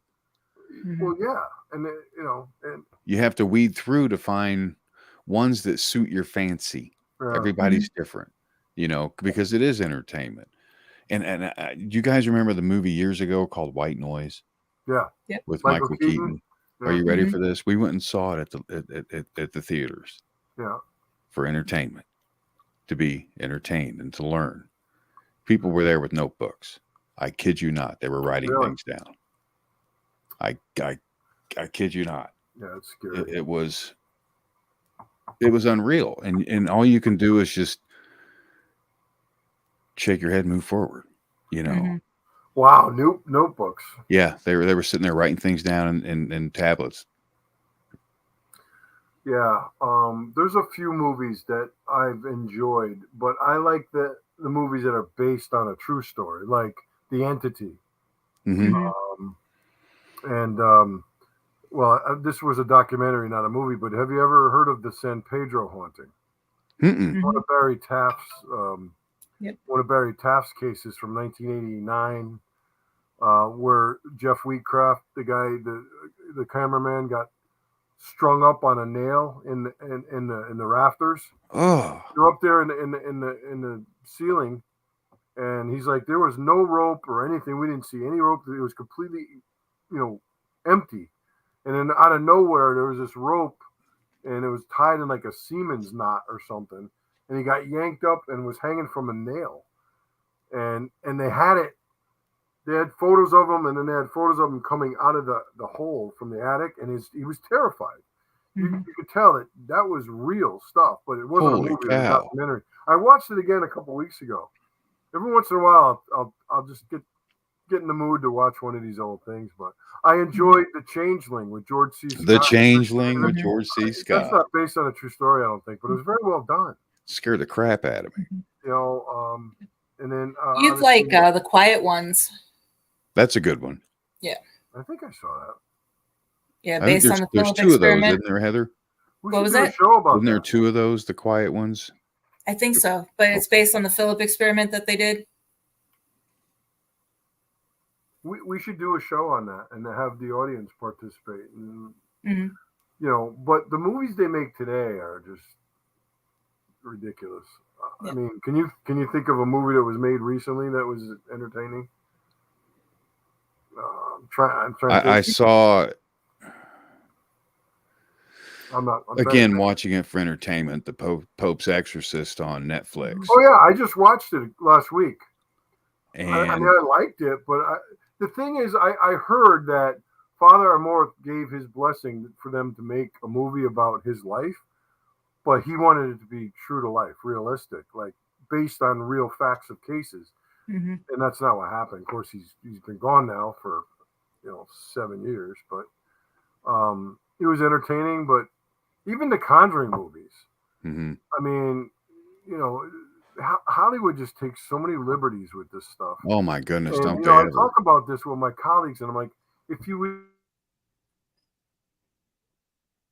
Whoop! Joe froze. I was gonna say, was it me this time? Look at that image. Oh, we gotta take a screenshot of that. There he is. I don't know. There was another movie, maybe you've heard of it, called Ghost Story with Fred Astaire. Yeah, look that one up. Douglas Fairbanks Jr., Fred Astaire. I want to say it was from like 1980. It was a good story. I don't think it's based on a true story, but these are top actors in their day. But again, this is before all the hype. Obviously, you got The Exorcist, which was an amazing movie for 1973, was it? Yeah, 73. I mean, that was before green screens and all that stuff, the special effects. But again, based on true events that happened to Ron Hunkler, the kid that played with the Ouija board, and that's how it made up Captain Howdy. Captain Howdy, yeah. Mm-hmm. Yep. And then now there's a new one coming out. Believer, Exorcist Believer. That's coming out on Friday, October 13th.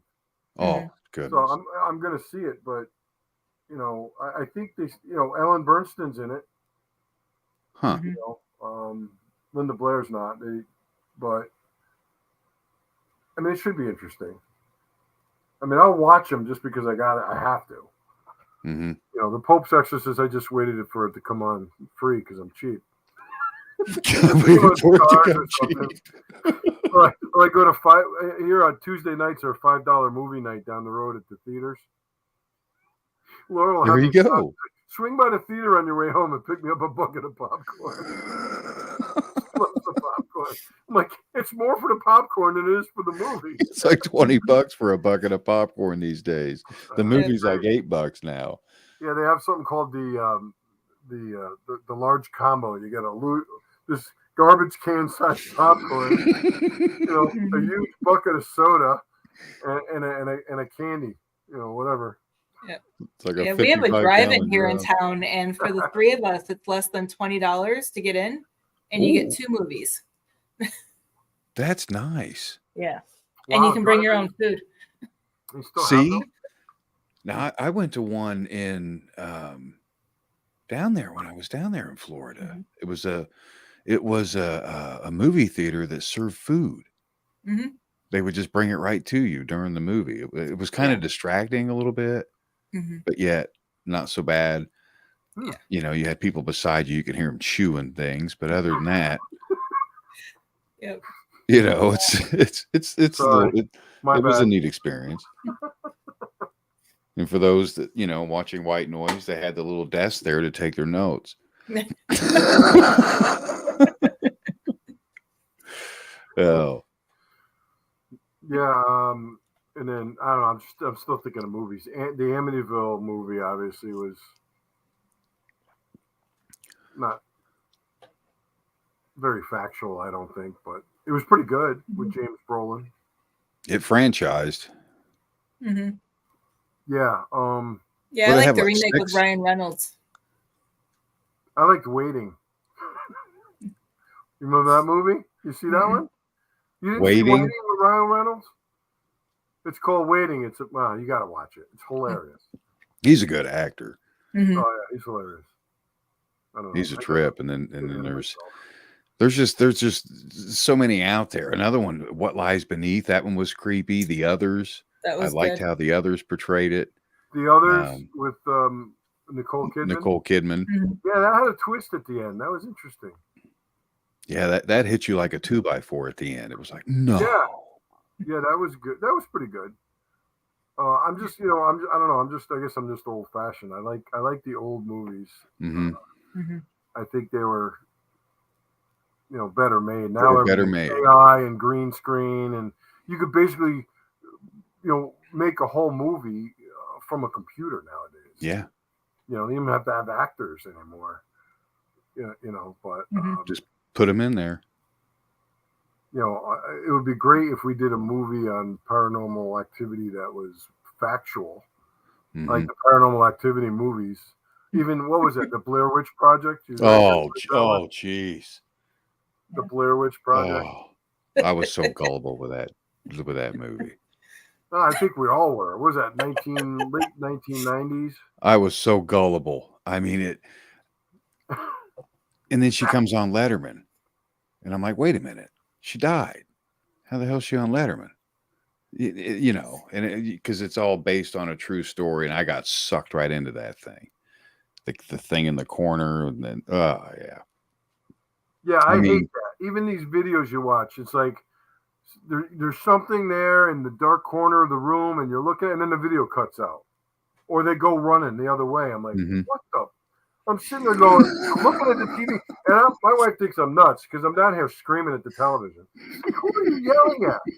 I'm like, what? Where's your evidence? Show me something. Yep. I get all. My blood pressure gets up. Yeah, and it's just. I gotta pop nitro pills. Pop nitro I'm pills. sitting there going, come on, show me your evidence. I know I'm bad. I'm entertaining them. What do you think, Heather? She just shakes her head. I have nothing to say. Show me your evidence. Show me your evidence. God, I'm screaming at it. I got the cats looking at me like, what the? You know you're a real paranormal investigator when you're screaming at the TV shows. Mm-hmm. Well, I must and it's agree. not even only the shows. Like I said, it's these like slapped ham. You guys have heard of that, right? Slapped ham? Yeah, it's called slapped ham on YouTube. They show videos that they compile from all over the world that are alleged to have. You never saw it? No. I gotta check this out. Oh yeah, slapped ham. Yeah, The name alone. I'm signed up for alerts when they come out with a new I'm episode. signed up for alerts. And it'll be like CCT camera footage and, you know, people videoing their cat playing with the cat balls in the house, and all of a sudden a dark figure walks by. I'm like, all right, well, what was that? A lot of it, I'm sure, is probably faked. You know, but someone will leave they'll be at work and they'll leave a video camera running or something, or a Ring camera in their house, and all of a sudden the drawers are open and knives are flying out of the drawers, and you know, but then they leave you hanging like that purposely. I'm sitting there, all right, well, where's the follow-up? Yeah. Well, what's going on? You know, people are hearing their names being called in the middle of the night in their own voices. You know, hey, I'm down here. Come here. I want to show you something. I'm like, I bet you do. See, that's creepy. It is creepy, but you guys, if you haven't watched it, there's other channels too, but Slapped Ham is the first one that comes to mind. Oh, man. man. It sounds like a paranormal caught on camera. Slapped Ham. Do it on YouTube. Look it up and you'll just watch. There's video after video after video of skinwalkers and Bigfoot. And I'm like, why haven't you have all these Bigfoot sightings, but they're always very grainy and cloudy and 1,000 miles away. And I'm like, if you see a Bigfoot walking through the woods and I got a 45 strapped to my hip, all right, I'm running after it. You know, run after it. Get some evidence. You know, all these Bigfoot shows, and I like them, but they haul ass. Capture anything. You hear something howling off in the distance, and I'm like, I act like that when I'm hungry. I mean, you know, go get it. You know, it just drives me nuts where people get rocks thrown at them, and you hear knocking on the trees, and I'm like, well, that's all cool, but where's the evidence of these creatures that everyone seems to get photos of, and you don't know what to believe. You know, but then you got, you know, I don't know, this, what is it, swamp monkey or whatever they call it down in Florida? What do they have down there? Skunk ape. Skunk ape? Yeah. I mean, you believe in that? Go catch one. All right. I have an open mind. I have a whole chapter on it on my next book. All right, I want to run over one with an airboat. They're smaller. They're smaller than the average Bigfoot. Come on. Yeah. And the reason why they smell is because they build their nests underneath alligator nests in the swamps. So they get, you know, basically the leftover food that the alligators don't eat that starts rotting and stuff like that. And that's kind of contributes to their smell. And the alligators don't eat these things? No. I don't know. They smell too awful. I don't know. And they're bigger than alligators. But yeah, this program, I mean, shows like alien stuff and lights in the sky, and I'm like, all right, well, if there's lights in the sky, why aren't we sending the Air Force up there to check them out or something? That's what's weird. You gotta watch. You know what I'm talking about when you watch it, but it's not just paranormal stuff. It's aliens, it's Bigfoot, cryptozoology, all that stuff. It's interesting, but you know, it gets my blood pressure up because. Some of them are like, where's your evidence? Watching a CCT camera of like a security guard having a conversation with somebody, right? Uh-huh. Well, their buddy that's in the office watching the camera is watching the guy talking to nobody. So he'll radio him. Is like, who are you talking to? I'm talking to this lady. I'm like, there's nobody there, dude. Yeah, Mrs. So-and-so died a week ago. And they see the guy run away. I'm like, if that's true, that's really cool. Uh-huh. But you don't get there's no follow-up. You don't get any more information. And that's the purpose, to leave you, hanging. Yeah. It pisses me off. Clickbait. Right.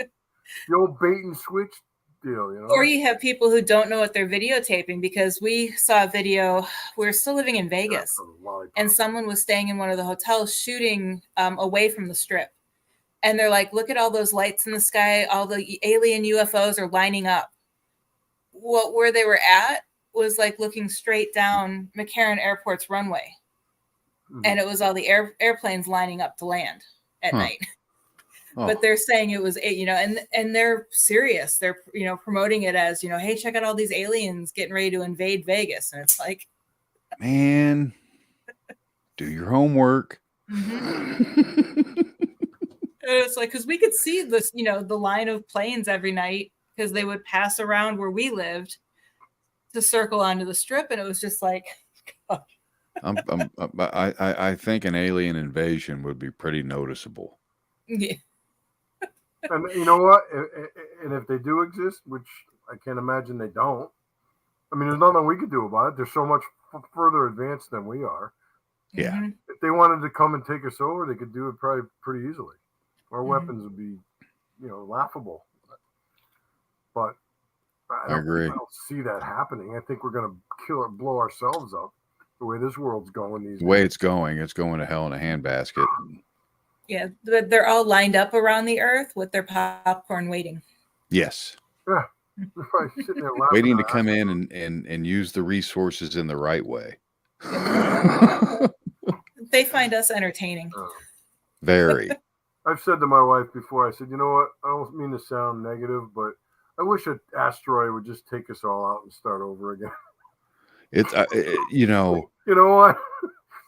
I'm kidding, of course. But no. It's just like, but they've been predicting that for years, too. The end of the world and these doomsday preppers and everything. And it's well, they might have something there.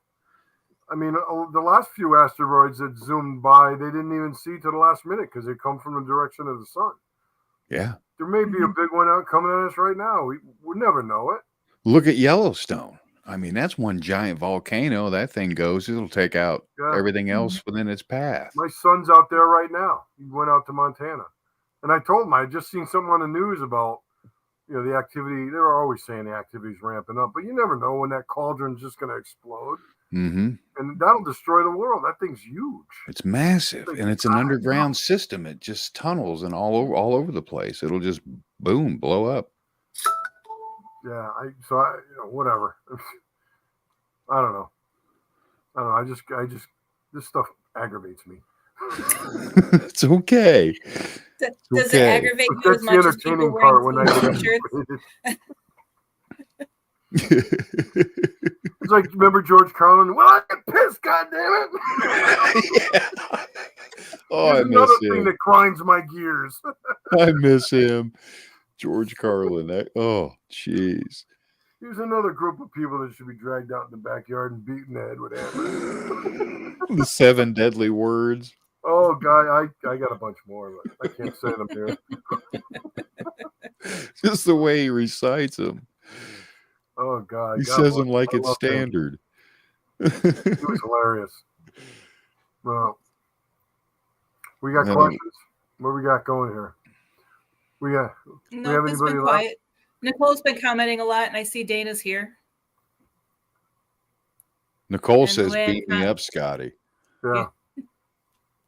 Yeah, we got groupies. I love it. Giant Meteor 2024, Dana's saying.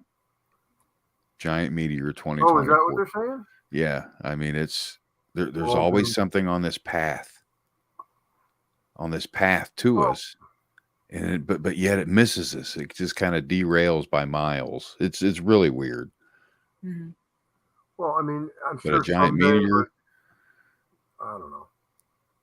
Well, I mean, I don't know what to believe anymore. I know. I mean, you've bigger than when you have those movies like Deep Impact where a meteor hits and destroys half the world. People, you hear giant meteor. It's fear mongering.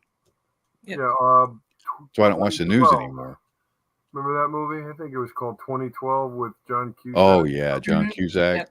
Where you see the waves coming over Mount Everest. I'm like, yeah, well, I'd just be like, all right, let's sit there in a lawn chair. That's all you can do. What are you gonna do? Like the guy that he quit drinking. He was an alcoholic. He quit drinking for like 50 years. And what does he do? He sees that huge wave and he's out there taking a drink. You bet. You bet. Because there's if you're gonna go out happy. Because you see that coming. And I don't know, 2012, that was a big thing. That was a big, huge, what the Mayans predicted Mayan calendar or something. Yeah, the Mayan calendar, December 21st of 2012. I mean, there were a lot of people that believed that was going to happen. Mm-hmm. But a lot of from what I heard, a lot of the predictions that they made did come true. Just depending on how you interpret them. Right. But it's like, all right, 2012 came and went. The year 2000 came and went. We're still here. With the Y2K stuff. Yeah, the Y2K. Oh my goodness! But people were sacrificing chickens over that stuff. It was insane. The turn of the century. That computer systems are going to go down. We got the dates all wrong. People say witches are evil. Well, these days you can identify yourself as anything. I identify myself as a millionaire, but I'm not. I identify myself as a billionaire. Honestly, I was filling out an application for a job, and one of the questions was for military service. And it actually says, do you identify as a military veteran? Oh, man. Do you identify as? I was like, sure. Oh, man. Well, if I'm going to get a 15% discount, yes, I am. Joe, they're getting so politically correct with this stuff. Like, if that gets me the job, I'll identify as one, but I get excited because I have an AARP card and I get 15% off at Denny's. Get the Grand Slam breakfast. Yeah. I'd get my wallet and show you mine, but I don't have it in the room. I'm with you. I still have my application I need to send in. You know what's funny? And I absolutely do this because I'm cheap. I go through Dunkin' Donuts and I get my refresher and my muffin. I'm like, oh, yeah, don't forget my senior discount. Like, great, yeah. You got teenagers working the window. Okay, sir, come on up. Come on. Like, oh, wow, you are old, huh? I had one girl. She's like, you don't look old enough to be a senior. I'm like, here's my AARP card. She's like, oh, okay, I don't care. Hey, save $1. The struggle is real. Isn't it 55 now where you can start getting your discounts? Huh? 55, isn't that? Because I know when I go shopping at Bell's, they ask me if I'm 55 yet, so they can give me a discount. And I'm just like, sure. Don't rub it in. I could literally buy a house in a 55 and up community now. That would be accepted. Oh, maybe not. That's pretty cool because that's peaceful.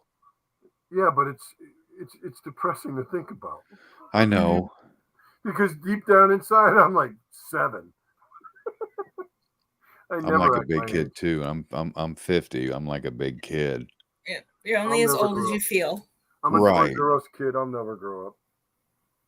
I don't want to grow up. Action age, not your shoe size. Well, I got a pretty big shoe size, so 15 triple E. 15 triple E. Oh yeah. That's a bra size. I go water skiing without skis. Holy cow. Is that really how big it is, Joe? Yeah, 15. Yeah. Wow. Yeah, 15 wide. I mean, 15 wide. I wish I had a shoe here. I'd show you. No, 15s are big. There's a place close to us called Grundeman's that you guys know the tallest man in the world, Robert Wadlow. Yeah, Wadlow. Yeah. He used to have his shoes made there. It's about a half hour away from us, and they have his pair of shoes in there. They're like 22 or 23 or. Oh yeah, they're just huge. Yeah, they're huge. It looks like something a clown would wear. They're so big. I mean, they're massive. They weigh like 12 pounds a piece. They're just huge, and he had to carry that extra weight just in shoes alone. This poor guy, Andre the Giant, how big he was. Andre. I miss him. I met him a couple times. I used to be a wrestling fan when I was a kid. God, he died 30 years ago already. Andre the Giant. There's Yeah. nothing we won't talk about on this show, huh? No. Well, he's a ghost now. That's what we get when we have no plans. Huh? Yeah, but it's fun. Hal. You're regimented. I'm not. That's why we compliment each other. I just shoot from the hip. But when I it had a comes to freaking my shows, I blast. have no plans either. I mean, just ask Todd Tuesday morning. It's like, sure, I have a guest. And it's great conversation. Well, It's really good conversation. Some of the best conversations come like this, Unscripted. seriously, Mhm. Yep. When you get serious, you talk about a serious subject, and then you act like a jackass for 20 minutes. That's fine. Mm-hmm. Hey, it keeps me sane. You got to have a sense of humor, especially in this world. Yes, Mhm. absolutely. My God. Especially when I hang up with you guys, I'm going to go watch Slapped Ham and get aggravated. I'm going You to know bed. you guys are going to be watching that. All you viewers, you're all going to be I'm going to watching look it up Slapped after the Ham show, as soon as Slapped the show Ham. is over. I enjoy it. Nicole wears a size 6. I wear a Who's size a 12. 6, you could put your feet in my shoes Mhm. with your With their shoes shoes on. on. That's itty bitty. That's a tiny Yeah. foot. Size 6. Wow. All right, what's our shoe size? Dana, you're a 7. Dana's a 7. Wow. Yeah, I'm a 10. 12. And yes, Jackie's right. You can't take things too personal. Yep. You got to learn how to, especially through all this muck. Yeah, I mean, life's too short to get aggravated about everything, unless it's Slapped Ham. There's just no reason for that. You don't leave people hanging like that. No, I think I've seen the video you're talking about with the knives flying out of the drawer and then it just cut. I mean, I would think it'd be pretty hard to fake that, but I mean, who's holding the magnet up here? Electromagnet? What's going on? I mean, I've seen a lot of interesting things but you need more information. Yeah. I'm not just going to believe everything I see, but have some follow-up videos or something. Yeah. I mean, because if some of it. these videos were really true, I'd be like, paranormal investigators would be descending on you like friggin' flies. I just think it's a cool show. I mean, when you got nothing else to do, and my wife's at work, and I'm all by myself unsupervised. Oh my God, the cops will get called. When they leave us alone. Heather, we're gonna have so much fun in Florida. I think Dana's coming. Dana's coming to Florida. Nicole, you coming? You guys got. You're in trouble, Heather. I just hope law come see enforcement me isn't in involved. And it's funny because it'll be my mom and my son with me, and then my husband has to drive back and forth every day because we don't have anywhere for the dog to go. Oh, no. So I'll be unsupervised. I need someone to adopt me. I need someone to adopt me. I do. Maybe your mom will adopt me. Oh, she will. My mom's gone, sadly. So. Yep, I was an only child until she adopted a friend of mine from high school, and to this day we call each other brother and sister. Mm. Well, I mean, think about it. We're all brothers and sisters, really. If you want to get technical about it. Yeah. But I don't know. I always used to tell my mother I was the black sheep of the family, and she gets so mad at me. I'm like, I was adopted. And one day my father looks at me and goes, "Who would adopt you?" Who would adopt you? I'm like, "Thanks, Dad." Jeez, get no respect. And we were just talking about that too. We didn't get it from our parents. I can't believe it's midnight.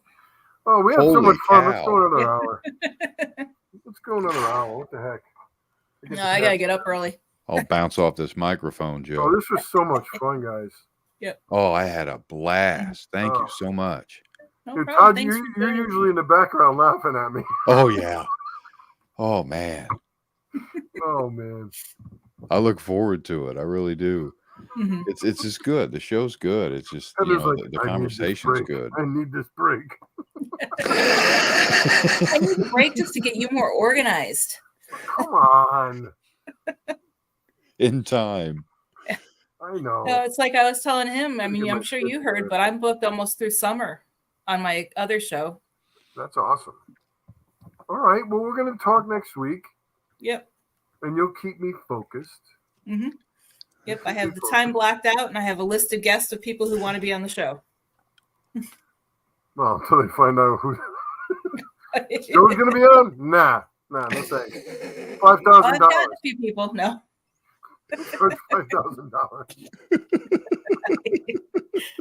Oh, but yeah, we'll definitely be back once we get through the next month. Yeah, it's going to be busy the next couple of months, but That's okay. Good. That's a good thing. Do you do lecturing, Todd? I used to. I got off the circuit a few years ago. I had a little mishap and can't drive at the moment. That's coming soon. I'll pick you up. That's Not coming that far. soon. I'm gonna get back out there and get. I did EVP history. Mm-hmm. I lectured on that with Raudiva and Jurgensen and all those guys and Sarah Estep and all the fun old school stuff I talked about. Yep. Yeah, it's almost like I seem like sometimes I don't fit in anymore because the old school stuff is kind of. People look at you like you're a moron. Mm-hmm. Well, Yeah, well, I wouldn't dare them to say it to my face. call me what you like, but I do what I feel comfortable with, you know. Well, I mean, yeah. I mean, that's how we grew up. That's how we learned. I haven't figured out analog recording yet, so I'm not ready to move into something more advanced. I want to figure this out first, then maybe. Yeah. You know, I'm just stubborn. Well, you know, some of these people, like our friend Bill, Mm-hmm. you know, you saw his table last year. Bill had like 3 tables filled with tens of thousands of dollars worth of equipment. And I'm like, what the hell? I'm looking at this stuff. I'm like, what is that? What's that called? What does that do? I'm like, because he's one of those tech geeks. Yeah. And there's nothing wrong with that. But I'm like, Bill, Mm-hmm. it fills his minivan or whatever. It just, I mean, I helped him load up last year at the end of the event. And I'm like, you got like no room for anything else, Mm-hmm. you know? And it's just amazing. But I'm like, you got thousands and thousands of dollars of equipment. Adds up. Yeah. I mean, you know, you know, my equipment fits in like a little suitcase. You know, I got my demonology equipment and I got my camera equipment, but that's it. Mm-hmm. That's all you need. I tell people, I'm like, if you're dealing with an intelligent being or spirit, you're not going to need cat balls. They'll be able to communicate with you. They'll find a way. They'll find a way. You don't have to sit and listen to hours of white noise. Oh, I just heard my name called. Oh. I mean, you know. Well, with that, you'll hear pareidolia. You'll hear the Gettysburg Address if you listen hard enough. Yep. Yeah, your mind is a powerful thing. It's gonna let you hear what you want to hear if you try hard enough. Yeah. That's why I say with people that send me pictures, is if you take a picture and there's something in the photo, you're gonna see it right away. Mm-hmm. Don't stare at it.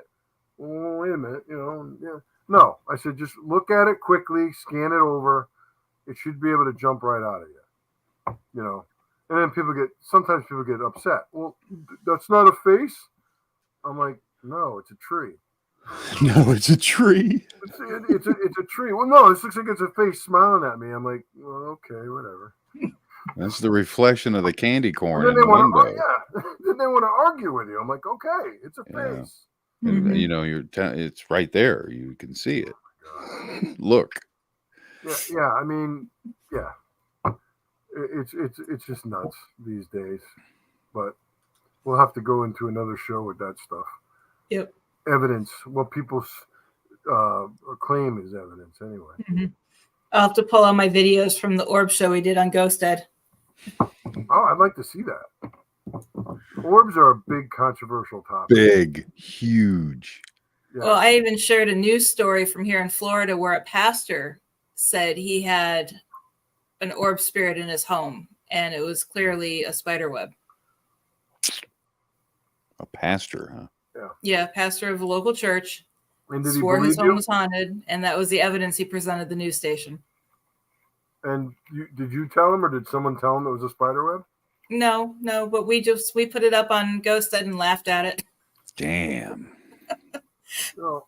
I mean, I try not to laugh at people, but if you try to, we were just slap happy by the end of the show because I do. Don't get me wrong, I do laugh with them or at them or whatever you want to say. But if they're not reasonable to at least listen to you and say, look, this isn't a face. This is see the bark. See this. Blow it up, maybe lighten it. I mean, you can do that now. Newscasters who should do their research. Yeah. Even one that we shared was a cameraman who was being interviewed because while he was filming a segment at a location, he captured a green orb during the filming of the segment.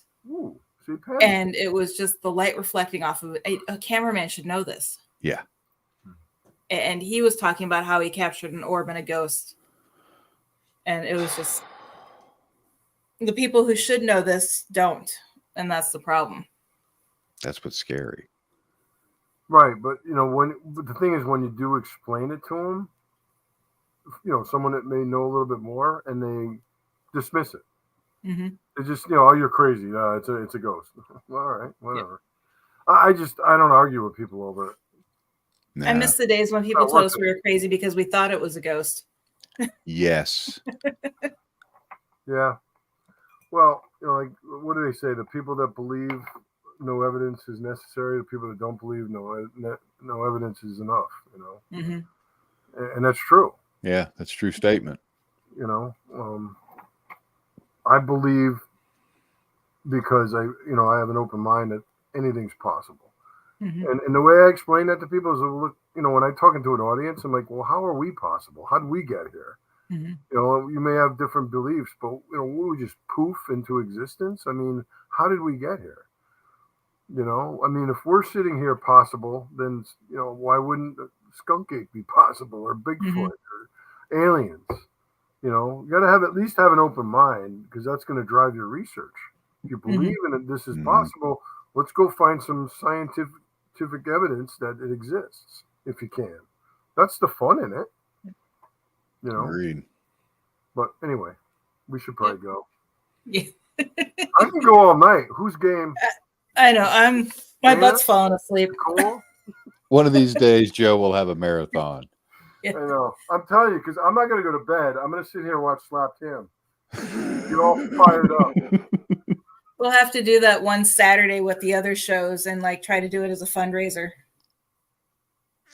Yeah, we could do that. We could definitely do that. Yeah. Cool but idea. Anyway, we could do a comedy show too. Yeah. Or a paranormal comedy show. Slap spam. Yeah, there you go.